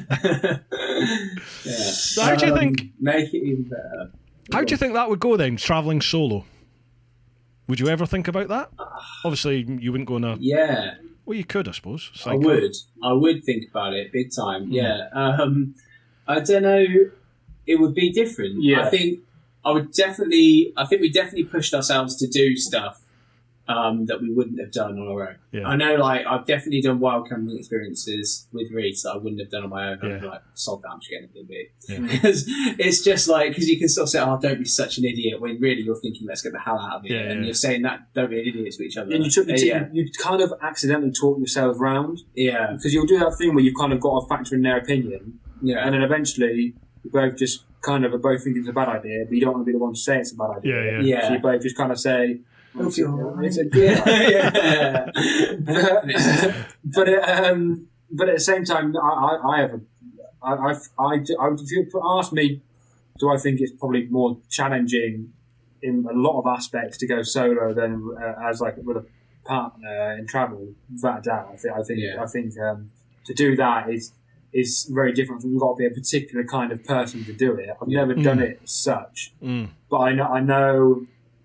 Some of the scenarios that I found myself in, I couldn't tell you if I'd have been the same in that scenario if I was by myself, whereas you've got someone there who's in the same sort of thing with you. So even though in reality you're probably no safer at all. Like we're just completely useless people. So one average person is a lot safer than two of us together. But it would be. It's just like sort of knowing you're not sort of in it on your own. Do you know what I mean? It's kind of quite a big thing. And I think it would be very different. But I would like to do a bit of solo travel just to know what I'd be like, just for the curiosity, really. It's funny listening to you say there about wild. You maybe wouldn't have wild camped in some places if you were by yourself. It's funny because I was exactly like that at the start of my trip, more or less all through Europe. Europe of all places, do you know what I mean? Where you're probably safer to wild camp through Europe. There's you haven't got bears that are going to get you, and much less chance of human interaction going unfavourably. Possibly, I don't know. But anyway, in my mind, I would have thought I would be safer in Europe than, say, in the depths of Russia or something. But I didn't camp wild once in Europe. Well, no, that's lies. I did once right near the Polish border, and I had a big hunting knife with me because I thought I was going to be chopping firewood and hunting and shooting and fishing and cooking my own dinner. Nah, it didn't happen. Yeah. And I slept the entire night holding onto this hunting knife. Just like, oh my god! And you're just don't be a dick. Just pitch your tent and camp. And yet, as soon as I crossed into like certainly by the time I got to Russia, it's just like, if I could just pitch my tent wherever and off you go, just sleep. You don't care by then, do you? Yeah. I think you're right. You do get. I think you probably get the same thing. Yeah, like even amount of times we camped once in Europe and we camped in Bosnia. We camped a couple of times. But in Bosnia. Actually, they're both ridiculous stories. The first time in Bosnia, we camped by this lake. Yeah. And we were going for about 10 p.m. Looked at the lake and we were like, "Oh my word, has that lake got closer?" So we stayed up for 4 hours thinking the lake was tidal. It was tiny. It was like a pond. Had you been smoking anything before you went to sleep? Yeah. But the next time we did it was in Albania, and this was by a lake again. But this time it wasn't tidal when we knew it. Yeah. We rocked up at this, put our tent out on this pebbly beach. And this guy pulled up at the top of the beach and he looked down at us and he got straight back in his car and sped off. And we were like, a bit weird. But anyway, about 10 p.m. when it got dark again, another car pulled up. And we were like, blimey, is it the guy who pulled up earlier? Took one look at it, got back in his car and headed off. So for about an hour, we were like, what do we do? And eventually we snuck up round the car. Through the bushes. With wild dogs in it. Yeah. And then we walked past the car, but pretended we didn't notice them. Right. Yeah. And then we got to the other side of the car, around the corner, and when they were like, they didn't say anything to us. Yeah. What do we do now? And then we went back to the car, and then Matt said, "Let's just knock on the door and see what happens." We knocked on the door, and this Albanian guy ran around the window. And it was just a couple of Albanian teenagers getting high in their car. Just smoking some weed, And they were freaked out like mad because to them, a couple of English blokes had jumped out the bushes and said, "What do you want?" More scared of you than you are. Hello. Ridiculous. That is a good tip, actually. If you're wild camping and someone turns up, go and say hi. Yeah. Otherwise, you're going to stay there all night and wonder who they are. What hell you won't sleep, will you? Or anything? Yeah, exactly. Yeah. I've got this again. Is Russia? I got this crazy story in Russia. I was, after Chita. What's the main city with a K before you get to Vladivostok? You go through it and then you head. Is it Kavabaras? No. Khabarovsk? Khabarovsk. Yeah. I was about a day or two's ride from there. I was sort of between Chita and there. And I remember it was getting late, and I thought, I've just got to pitch the tent somewhere. So I saw this track going off the road into some woods, and I thought, right, see where this track goes, get off the road. Followed this track, and it went sort of through some woods into an opening next to this big pylon, and it was just lovely. It was nice and quiet, and I thought, that'll do me. Pitched the tent, jumped in, fell asleep, sparkled, gone. About 2-3 o'clock in the morning, the ground was moving. It was vibrating. I could feel it rumbling underneath me, and there were all these like headlights and torches flashing. I could see through the tent, and all these Russian guy voices. I was like, shit in hell. And I literally I lay in my tent thinking, what am I going to do? If I go out, they're going to see it's just me. So, potentially there's like 20 of them and me. And I thought, oh, that's bad. And then I started thinking, I left everything on my bike because I thought I was in the middle of nowhere. So my wallet, passport, everything is on my tank bag on the bike, which was just next to my tent. So I thought, right, I've got to man up here. So I unzipped the tent. I'm in my pants. I'm in my boxers. Like I took three pairs of boxers with me for a year and a half. So you can imagine the state of them. And I stuck my head out of the tent and just sort of looked at them and went, all right, give them the thumbs up. Everything all right? They said something and then said like English, and I was like, no, not English, Scottish. And some Russian guy went, Scottish, okay, the no, and they all started saying something. Turns out they were like road workers, and they were here to build a road through this forest where I was. Right. So the guy said, one guy that could speak English, he said, we are going to be working here. But through the night, so we're very sorry if we keep you awake, but you stay where you are and we will work around you. So I was like, oh, thank you, that's great, thank you very much. So I went back in at my tent. Now I'm all happy, I just fall straight asleep. I woke up about 5:30, 6ish, so a few hours later, opened up the tent to pack the bike up, and literally this beautiful forest that I'd gone to sleep on the edge of had gone. They'd just bulldozed the forest and left a little island right round me in my tent, and literally everything else had gone. So I was like, bloody hell. So I packed the bike up, got on it. So everything's now mud now. The sort of dirt track is just mud churned up by all these lorries. Yeah. And I'm like, I'm on a bloody jigsaw. I've got to try and, off-road through the mud on a jigsaw on road tyres. This is going to be fun. And all this guy that spoke English, he was just like, wheelie, you wheelie? So he's wanting me to wheelie in the mud down the road. I was like, nah, you're all right, man. No, I'm okay. It was just a crazy story to see this beautiful forest gone in about 2 hours. Good job they saw you. Yeah. Oh, yeah, imagine that. But I mean, they were so friendly, 20-odd geezers, Russians, in the middle of nowhere. Friendliest people you're ever going to meet. Absolutely. Yeah. It's always the way. Right, so that's enough about. I always do. Sorry about my trip. I keep bringing my bloody trip. Good story. Good story. I was expecting you to sort of nip out of the tent and go, "Hey guys, keep it down." What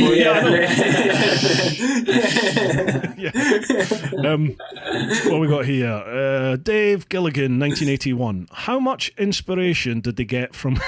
How much inspiration did you get from Lloyd and Harry and Dumb and Dumber? Very good. We do get that. Yeah. Them and Wallace and Gromit. Wallace and Gromit.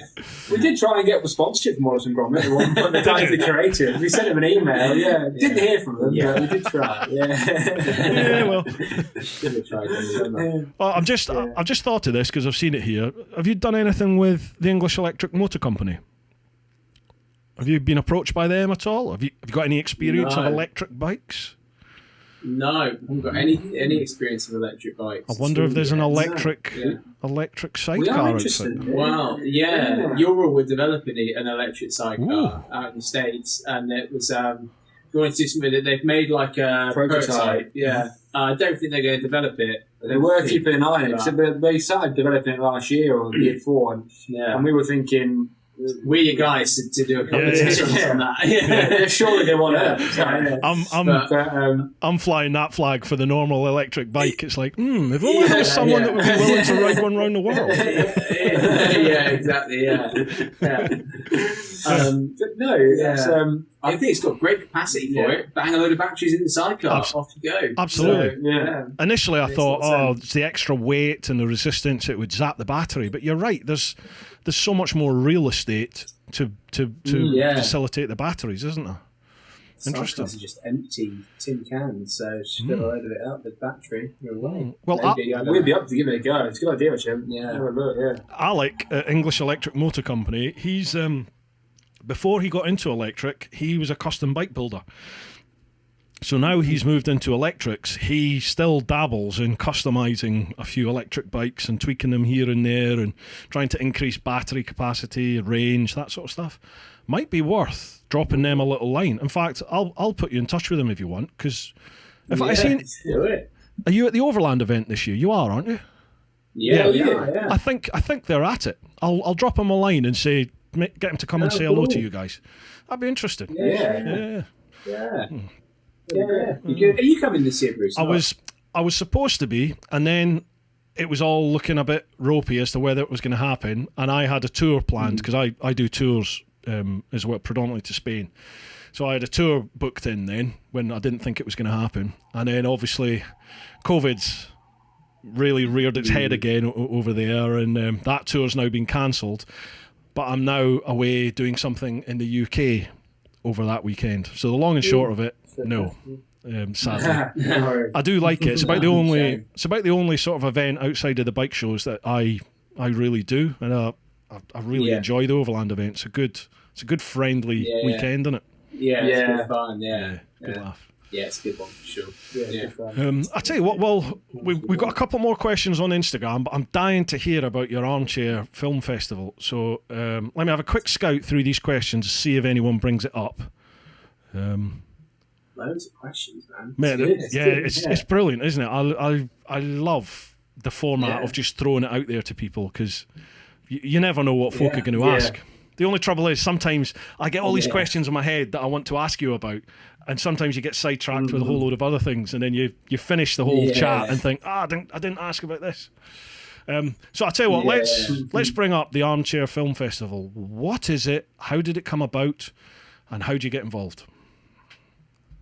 Sure thing. Yeah. So I mean, back in April when lockdown was kind of starting to take its grip on the country and everyone was going a bit nuts, we thought we'd do the Armchair. We thought we'd try and create a virtual Overland event or a virtual adventure festival, basically, because everything was going virtual. And we just thought of this idea. So let's get in touch with a few mates who have done adventure stuff and get them on camera and either interview them or do live presentations and just put it out on the internet and see who's interested. So we emailed a few mates, and then they emailed a few mates, and then before we knew it, 3 weeks later, we were putting on a full weekend festival. We had Charlie Borman headlining, and we're like, what the hell is going on? That's awesome. And it just flipping blew up. Yeah, it was the maddest 3 weeks of my life, 100 email a day kind of scenario, just insane amount of stuff going on.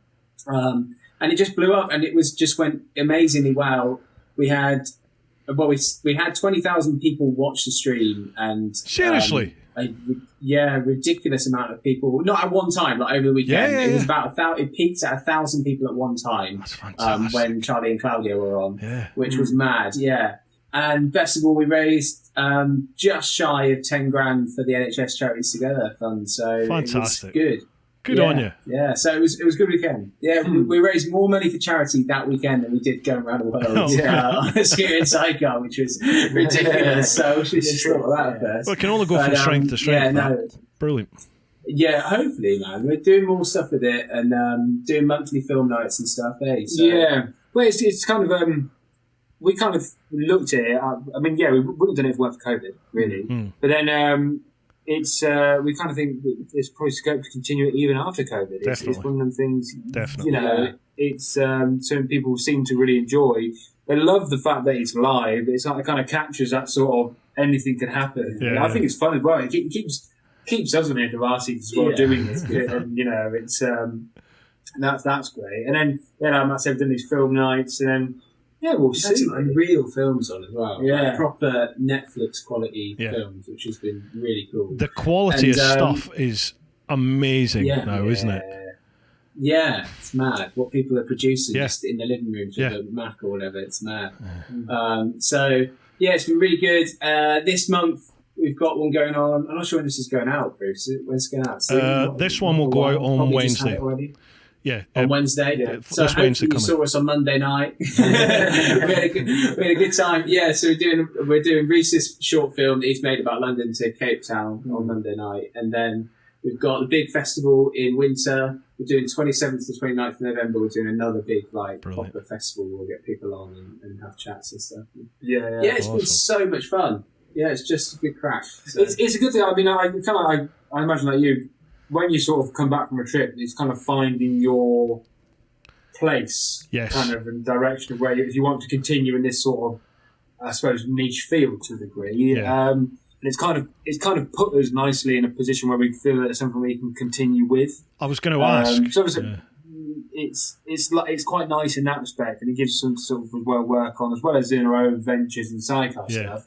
We've got another thing now, another entity that we enjoy doing. Yeah, to focus on. Sort of. Exactly, and it helps you get in touch with sort of like-minded people and that sort of stuff, which is nice. Yeah. Did you suffer with the post-trip blues then when you came back, or how have you been? No, we always say actually we're probably some of the few who didn't, and the reason being was probably Russia. Yeah, it was because it was the end. It was cold. It was. Couldn't wait for it to end. Like, yeah, it was honestly because we thought because it was. Yeah, we always joked we were going in on breakfast because we thought it might be our last one. Yeah, like, but it was. That's what it was like. So when we got home, it was like that is a relief. Like, I think if you'd have pulled me home at Canada, I would have been like, it'd been a completely different thing. Yeah. I think. After 6 months, 7 months, I probably had a bit more of I missed it more, I think. Yeah. But the initial feeling, I don't think I got what some people describe as like what now? Like grief. Yeah. I think I definitely a few nights I'd lie there and just think like, it feels weird not to be outside. Yeah. Like I just feel like I haven't been not camping for so long. Yeah. And it's just that life is just not the same back home as it is on the road, which is good in many, many ways. And in other ways, there's just that little bit of excitement and that little bit of what's going to happen. And, just kind of that like feeling you get when you're out on the road that is very different. Totally. I think there's also like, if you go for something for a certain amount of time, probably longer than, I don't know, 6 months, a year, when I got back, obviously you kind of end up in this bubble of what you're doing. And when you get back, everyone who knew has moved on and done something else in some degree. Mm. So there's some people who I probably spoke to before I left, I don't speak to anymore, just because subconsciously you've grown apart. Whether you would have grown apart not doing the trip, you don't really know. It's just sort of people's lives have gone in different directions while your life is doing that. And that's kind of a weird thing, because you kind of don't think about it, I don't think. It's not like a natural thing to you, because you've literally put whatever your life was before on hold. Yeah. And in my head, I kind of thought I was going to come back and pick it all back up exactly how it was. Yeah. But it wasn't, because other people's lives was progressing in different directions. Which of course it would do. You just don't really think about it. Yeah. I found it hard.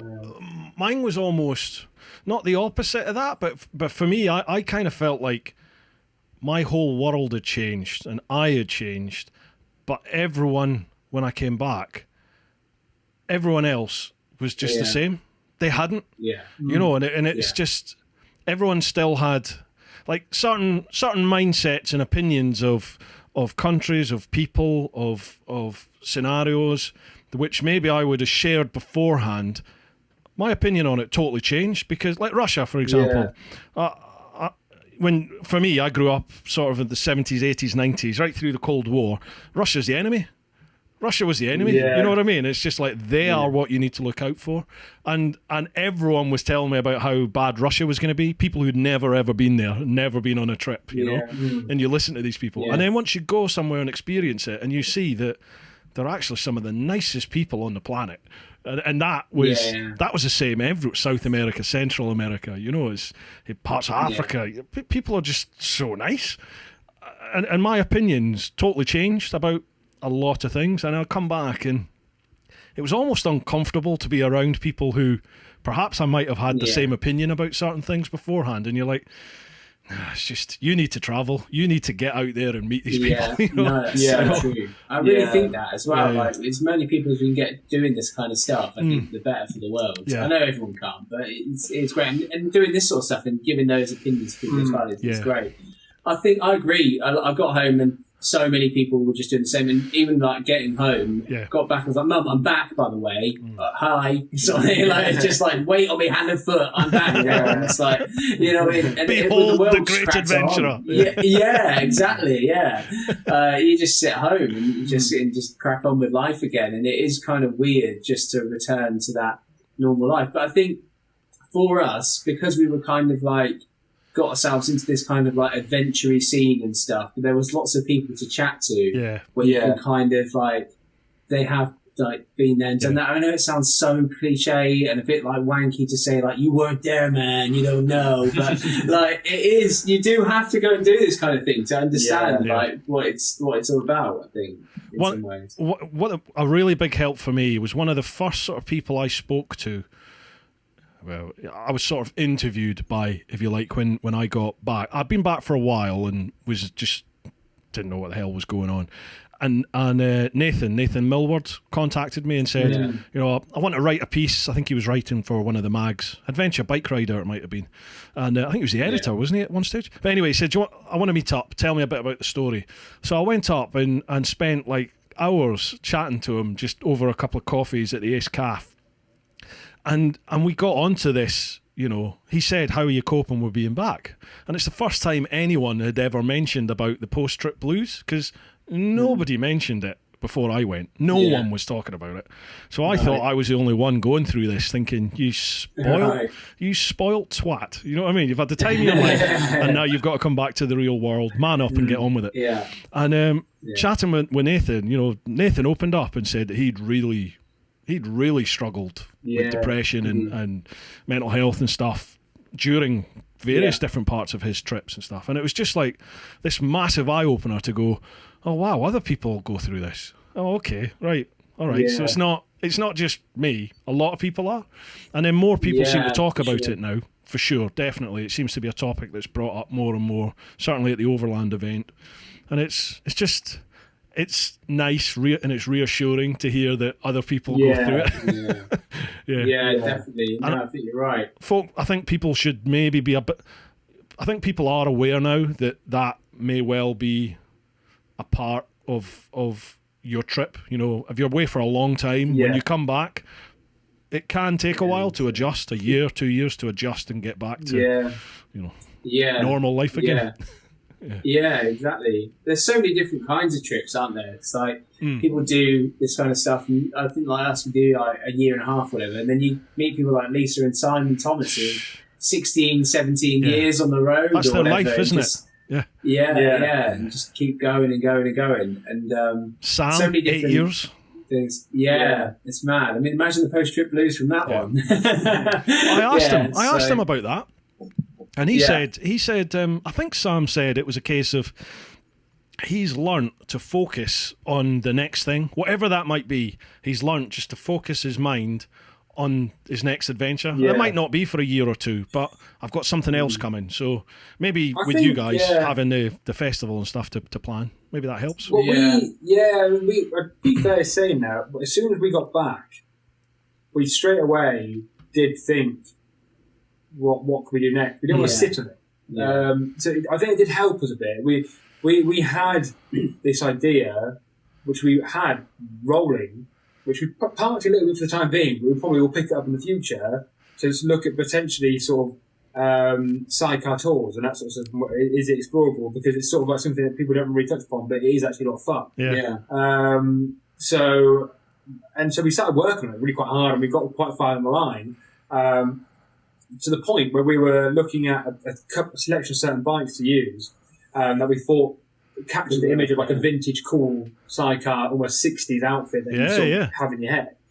And then we just decided they weren't going to be quite strong enough. You weren't the right time, and it wasn't quite the right bike really. So we parked it until we have the right thing. And then we realised we were potentially, because of maybe what you said there, I think we were rushing it to try and keep the adrenaline buzz going. And as a result of that, though, I think that maybe did help us sort of off the slide a little bit, if you know what I mean, sort of steady the drop a bit. So I think a lot of people do that kind of thing. I think I remember hearing Steph talk about how she was planning to go across Africa on a camel or something. And people just start planning crazy stuff and just hope, you know, for the next adventure. I want to get Steph on here actually. There's a lot of people have said, could you get Steph on for a chat? So she's always a good laugh. She's always a good giggle. It's good fun. She is, definitely. Right, who else we got here? Catalan Adventure. Oh, she's just been putting an article together on you guys for Moto Gusto magazine. Oh, cool. So check that one out. That's Catalan Adventure on Instagram. Keep an eye out for that. Awesome. Arctic Riders just saying that he loves your stuff.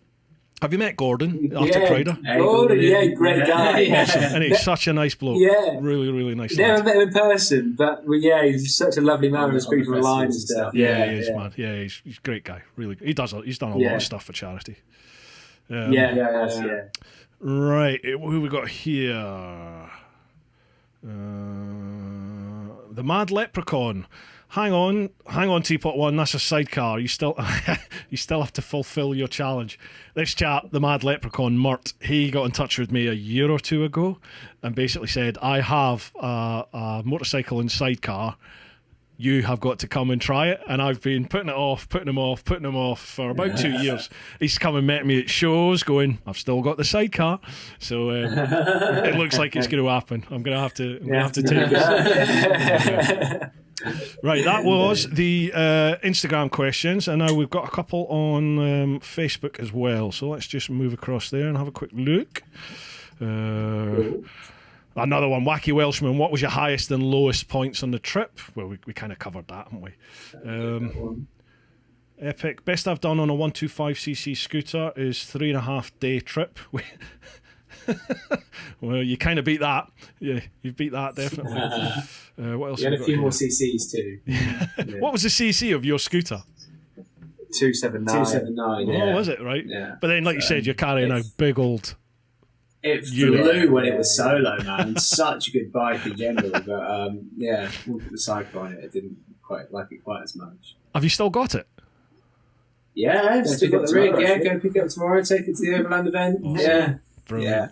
Yeah. So what are you doing at the Overland? You're just giving presentations, or you got a book coming out? Well, we're launching the book in real life, nice. So that's where you'd be able to first get your hands on a copy.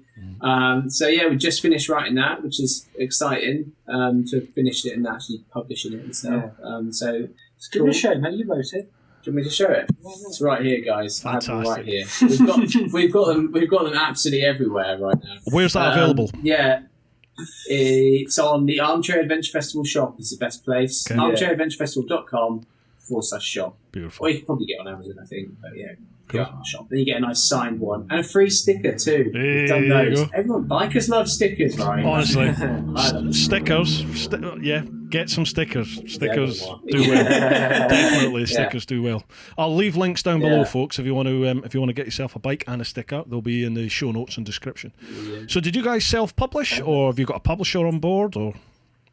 Well, we self-published, but we've been exceptionally lucky and had some support from something called the Change Your World Fund. Oh, okay. Which is, I don't know if you've heard of it.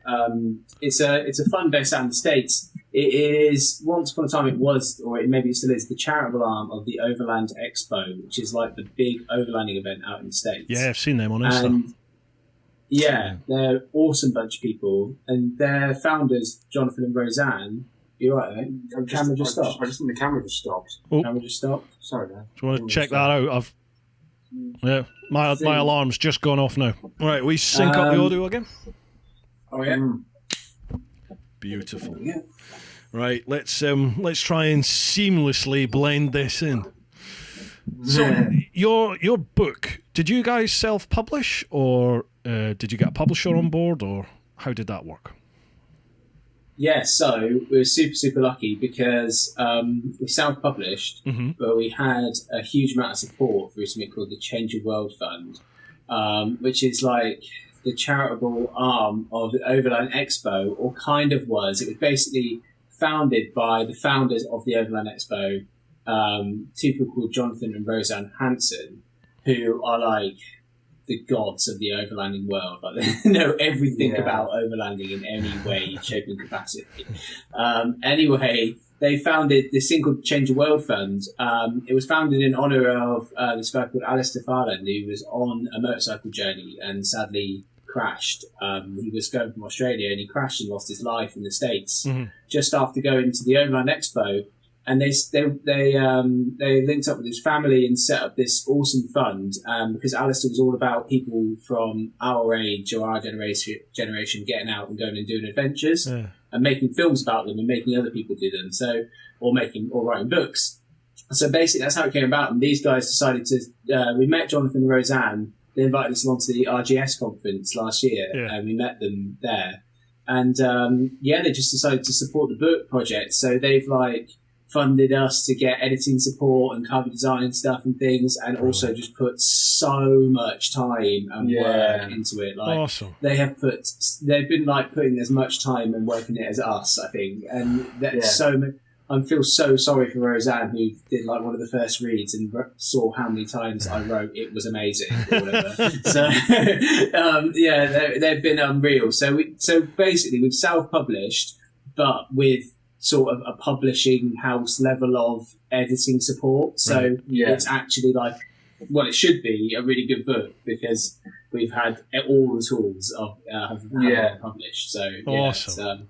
It's super lucky. Yeah, very lucky indeed. And that's available now. That's available on your website. Links all down below. And on Amazon, you said, yeah? Yeah, it's on Kindle, and if you're like around the world, I think we'll be doing it on Amazon, where you can get a bit of a worse quality version, but don't pay the mad shipping fees. Right. So. Gotcha. Yeah. So get yourselves a copy, folks. Beautiful, awesome. Mm. Here is a cracking quiz. This caught my eye before we restarted the camera there. Andy Barton. He said, "What have you found out about each other that you love and hate?" Oh my god! I've never been asked that question. Well done, Andy, because that is the first time I've never been asked that. Yeah, never. No. Wow. We always get asked like how hard it was, but let's not be politicians about this. Let's answer Andy's real question. Let's get into the nitty-gritty. Yeah. What do we love and hate about each other? You want to go first, mate? I could do hate. Out with the list like that. Right, unfold a bit of paper. I mean, usually we do get this. There's an interesting way we usually answer a similar question, which touches upon not love and hate. Yeah, so don't dodge it. I'm not dodging it. I'll say what we usually say, and then we'll go. Politician. So it is my hate one, Andy. Reece being a politician. So, but this is actually true though. Usually these days, or whenever I'm on the trip, people say that I have a great respect for the person I'm travelling with. Mm-hmm. So, that's why we work together. The difference is we have no respect for each other whatsoever. And what that means is that I don't care at all, ever, when Matt's annoyed with me, upset with me, is disliking me, and I know that he's feeling exactly the same way. Right. Yeah. So if I've annoyed Matt, I don't care, and Matt doesn't care, and then it's down, the onus is on the other person to get deal over with it. Yeah. Because you know they don't care. Yeah. So all you're really doing is annoying yourself more. Yeah. So you might as well just crack on. So there's just have a nap in the sidecar, wake up, and so that's why we had very few arguments. Yeah. Did you? Yeah, because we just knew there was really very rare that we actually both cared about an issue. Because if someone was angry or whatever, the other one just wouldn't care that they were angry. So it wouldn't really. You can't fight nothing, can you? Oh, so yeah. Very rarely. I wouldn't advise you do that with your other halves, people, right? Because that could get expensive. It's not a very healthy relationship, no. No, love and hate though. Tough one. Matt used to have a really annoying habit. Oh yeah, here we go. What's that? Keys. Oh yeah, really annoying. When you got a sidecar, we talked about the fact you could put loads and loads of things in a sidecar, and we'd be carrying. If everyone said a hotel, whatever, we'd go to a hotel and we're lugging about 5 bags a piece. Right. And if Matt had the keys, which at least half the time, it would be I don't know where the keys are. Oh. I might have left them, and we'd holding. So, about you kidding? But then it would be like this. Yeah, and then it'd be straight back to the original pocket that she was feeling, and there are the keys. Which is funny when people always happen to everyone, but in Russia, when you've done 12 hours in a freezing cold, you just want to get in the room. And it's the same thing every time. Yeah, that's quite a small thing. I mean, I don't really think I'd say I'd hate anything about Reece. There was the normal day to day God, it's annoying that there's just that really gross bloke here all the time. Do you know what I mean? He stinks and stuff. But then I think you've also got to recognise that you are the same thing to them. So he's not on his own really gross. I think it was tough to adjust to the other person's ways people do things, because Reece and I naturally do things quite differently. We're both very chilled out, which is very helpful. Yeah. So, generally speaking, But like Reece will do things a lot slower than me in life. Like Reece will take his time about things. He'll go and like look at something for like 5 minutes, ponder why he's there, then maybe put something in a bag, maybe like, and he'll be rushing for a bus while this is going on. Yeah. And then he'll like tie his laces or something, and maybe go for a wee like 5 or 6 times. And it's just a very slower kind of like way of doing things, but which is why he knows where the keys are. Whereas me, I'm like, right, I'm just bosh that in there. I want to get out of here. I'm going to this thing. That's going next. And it's like getting in that, like adjusting to how the other person does things. This can be quite weird. Brilliant. It's true, actually, mate. Yeah, because sometimes I do actually think like you won't find something to be an issue, but you cannot see why it could be an issue. So we should avoid it becoming an issue. And then you're like, it's fine. Yeah. So it's kind of like that. Yeah. Probably right. You probably summarised it quite nicely there. Yeah. So what about like now you've done the trip and you're back to normal life? Is there anything that you've noticed now about each other, whether you like or don't like, that you didn't notice on the trip? Is there a flip side to it?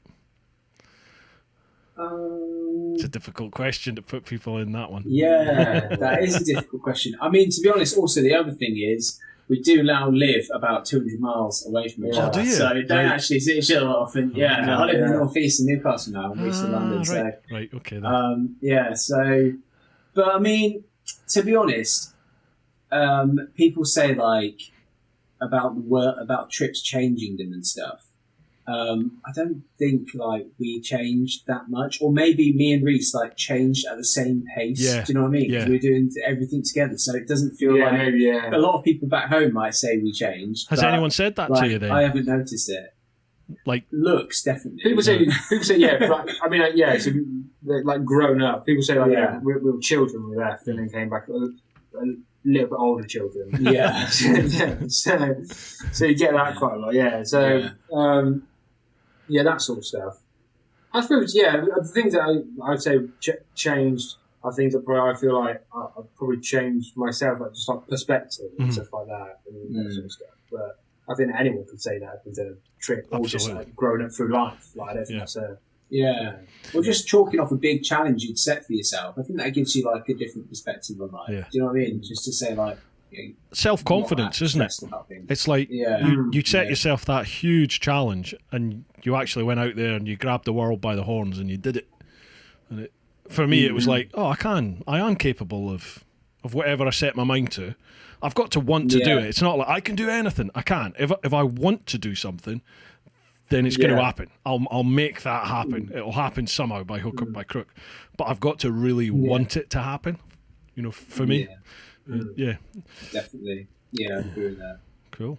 Right, last one. Georgie Sabeth. Question for Bruce. Sorry about this. I wanted to ask for a long time. How on earth did you manage to do your trip with a track-orientated Dionysi leathers? For me, I was doing it on a sports bike, so I always had it in my head that I was going to do it in leathers.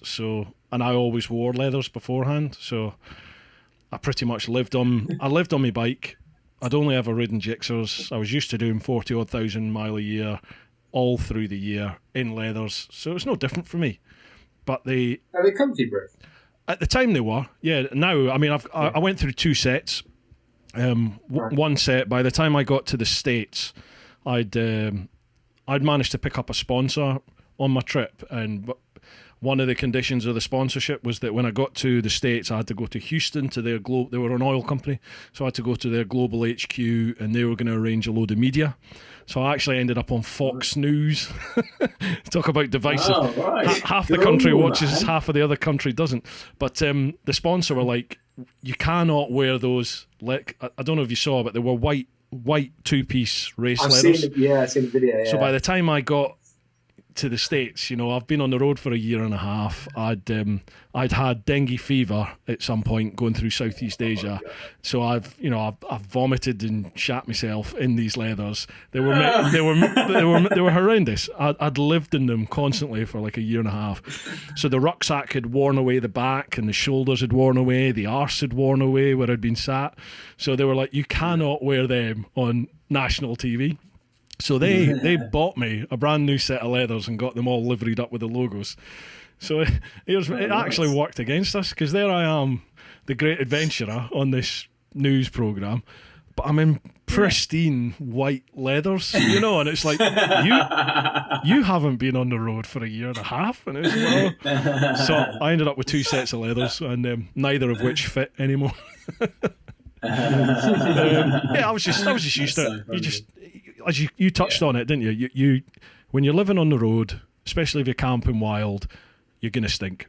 It's just part and parcel. Yeah. So I would sort of live wild for 5 or 6 days and then book into a cheap hostel or motel and stand in the shower in my leathers, stand there for an hour and wash them off. What did you guys wear on your trip?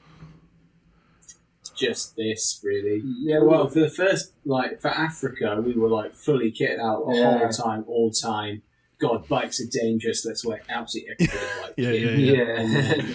That was the really hot bit. Yeah. And then by the time we got around the world a bit more, we t-shirts. We always had we had this idea before, again, we were doing, and because we weren't bikers, our impression was that people who wore leathers looked dangerous. So we thought we didn't want to wear anything like the stereotypical biker, because we wanted to look as least biker as possible. Yeah. We wore padded jeans and stuff like that. Yeah. But then obviously by the time, a couple of months in, we were like, just the most ridiculous thought process we could possibly think of. Yeah. But we weren't bikers by any stretch. So but I mean, we could have been in shorts and t-shirts, because it did have a big stabilizer on it, and you can get thrown off it. But I mean, by the time when it was hot in the States, we'd sit in the sidecar in a t-shirt, just feet up on the sides, relaxing. Yeah, because take your shoes off. Yeah. I mean, we were driving so slowly anyway. The road rash had been bicycle standard. So the amount of times when I was on my trip where I'd be in these places where it's 80, 90, 100% humidity, it's 30, 40 degrees outside. The locals are literally in flip-flops, shorts, sometimes no t-shirts, and I'm in full leathers. And I was just what am I doing? But I think the most I ever did was take my gloves off. So I'd ride with no gloves. Yeah. And that's probably the worst thing you could do, because it's the first thing you put down. Yeah. But I would take my gloves off. And I remember in Australia, it was 52, 53 degrees. And it was too hot. I had to put my gloves on because my hands were cooking. Oh, really? Crazy, yeah. If I would say, positive aside, guys, you can probably be a little bit more lenient with your padding. Yeah. If I was on a 2 wheels, I don't think I wouldn't do that on 2 wheels. No, yeah. But we had a seat belt in the sidecar. Did you? Kick your shoes off, have a nap. Also, it's kind of and it's also if the sidecar flips over, if you're sat in the sidecar, how you've managed to flip that thing in the first place means you're much more bothered than even just having the padding or not anyway. It must be something else much more seriously at play. Definitely. But cool. Well, I'll tell you, that's all the questions. That's all the questions we've gone through. So Patreon, Instagram, and Facebook. There was loads of stuff that I wanted to chat about at the start, and I didn't in case they were covered in the questions. We covered the Armchair Festival.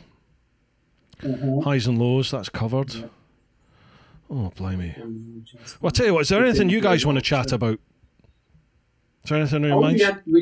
We chatted about the book and all that stuff, the armchair, lots of stuff. So I think kind of covered it all, really. Just come along and find out what it's all about in virtual worlds. Come on to the armchair. That's what we're doing these days, really. And to be honest, it's been weird for us to be on the other side of the camera or the interview thing. Because we've just been so used to finding out about other people's adventures and stuff. Kind of forgotten that we did one. So now, it's been cool to do. Come along to an armchair night. It's always free and they're good fun. Just have to sign up on the website, armchairadventurefestival.com, and then we just get people to come on and talk about different adventures, watch films and stuff. Well, folks, check it out. And you've got a YouTube channel as well, haven't you, that covers the trip? Yeah. So it's so the YouTube channel has got the trip a little bit. We did weekly videos at the time. We're actually in the process of turning it into a 3-part miniseries, really. So the idea is we're actually going to, we will have, by the time this is released, we'll have aired the first episode of part of the book launch at London to Cape Town by Scooter and Sidecar, which I've done. It's fun. Yeah, awesome. and then so there will be 2 more episodes. It just kind of fit nicely for our trip because it was the sections were London, Cape Town, the Americas, Russia, back to the UK. So we kind of thought it fits quite nicely. So the rest of it will all come up together as a whole end of this year, early next. And Reece had a lot of help from Austin Vince on that as well. And you can see Austin's influence. Yeah, awesome. It's good fun. He's been great. Did you do his film school before you went? No, we didn't know again because we didn't novices about stuff. We didn't even know we didn't even know what Horizons was. We didn't know any of that stuff. We didn't have a clue. We went to you went on the trip without any knowledge of Horizons. Know about Horizons. Wow. We learned about Overlander in Gondar. I remember the first week we were like, there must. The first week we put a little montage ready to go our first week in a row, and there must be some motorcycle Facebook group. Must have been? Yeah. Only one of the biggest databases in the world. Yeah. And then we're it's Horizons Unlimited. Yeah. We knew nothing about it. God knows what we've been doing for a couple of years. Yeah. Getting sponsorship, really. Yeah. But we went to the Overland event before and that, but we did. So Austin never knew we even existed. And then he got in touch with us probably about Cape Town, didn't he? He called me up in Cape Town on Facebook Messenger, said, Matt Bishop, I'm here to speak to you and make sure your film's not shit. Thanks, Austin. Yes. So you can come and play it at my festival. Great. He said that to me before I went, and then I think he watched the first vid I did on my trip and then gave up. He was just like, oh, really? He won't be in my festival. I was like, yeah, all right, fair enough. He's a character, Austin. He's a character. Yeah. He's a character. He's good fun, Yeah, but he just told us a load of tips on how to film stuff, and we tried to listen. Sequence transition. Yeah, exactly. Yeah, it is hard. Even editing stuff now. I hope it's all right. I've enjoyed doing it. I've still got a bit to do on it, and it's like a learning process. Yeah. But also with it, if you didn't film it when you did it right. It doesn't matter what you can do. There's limits as to what you can do in post, isn't there? Yeah. So, unfortunately, I can't go back to Sudan and reshoot that. Just redo that one, yeah. Well, I'll check all them out. Well, folks, all the links to everything, websites, everything, YouTube channel, Armchair Film Festival, it'll all be down below, so make sure you check them out. Please do. Gents, I've really enjoyed it. I hadn't actually. The first I heard about you guys was the start of COVID when someone mentioned something about an armchair film festival, and I was like, what is that all about? And then I must admit it got lost on me because I was wrapped up in my own little world, and then somebody mentioned about you guys coming on here, and then another person and another person and another person. It was like, wow, who are they? So then I had a look at your what you'd done. I thought, bloody hell, that's amazing. how did that escape my radar? So it's really nice to meet you chaps and have a chat with you. And I look forward to hopefully meeting you in person and hearing a bit more about your trip and your adventures to come. Yeah, definitely, for sure. Yeah. Thank you very much for coming on. Thank you. If we don't see you before the end of the year because of COVID stuff and whatnot, we'll hopefully see you on the next Armchair Festival. Yeah, man. I'd love to. Yeah, definitely. I'd love to. We'll make that in. Who knows? There might be a winter overland as well. They normally do the winter overland festival. Yeah, winter warmer. Yeah, that's a good laugh actually. So if we manage to do that, that'll be awesome. Right, Jen. Sure. Thank you so much for coming on. Do you want to shout out to anyone or anything before we go? Just, check us out online, armchairventurefestival.com. We've got a Patreon page as well. That's just Sidecar Guys. Patreon, the Sidecar Guys. Brilliant. So you get early access to all the armchair stuff. And there's a talk on there as well about our Siberia thing. So you want to hear more about that, there's a Siberia bonus to awesome. the Patreon page. Yeah. All that sort of stuff. It's basically, you either find our handles by armchairventurefestival.com or at the Sidecar Guys, and we'll appear somewhere. Cool. Awesome. Yeah. Well, folks, make sure you check that out. And Patreon, if you're that way inclined and you fancy giving them a little bit of support, then I know personally it's a huge help. So if you're that way inclined, make sure you check them out. Gents, thank you so much for coming on. It's been an absolute pleasure, and I look forward to meeting you in person, and we can have a beer in person. A good old matter. All right. Sure. Looking forward to it. Awesome. Cheers, Bruce. Right. Appreciate it. Thanks, man. Utter pleasure, really is, honestly. Folks, I hope you've enjoyed this one. It's been really nice to chat with the lads about this, and I'm looking forward to finding out a little bit more, so I'll be checking out their site. Right, folks, I hope you're doing okay. I hope you're still managing to struggle on through this. I've given up saying it'll be all right, we'll get through, because who knows what's going on. But keep doing your thing. Keep looking after those that you love. But most importantly, live your life. Woo-ha! Right, lads, cheers. Got that done. Nice. Cool. I love that, yeah. I love the little behind the scenes. Yeah.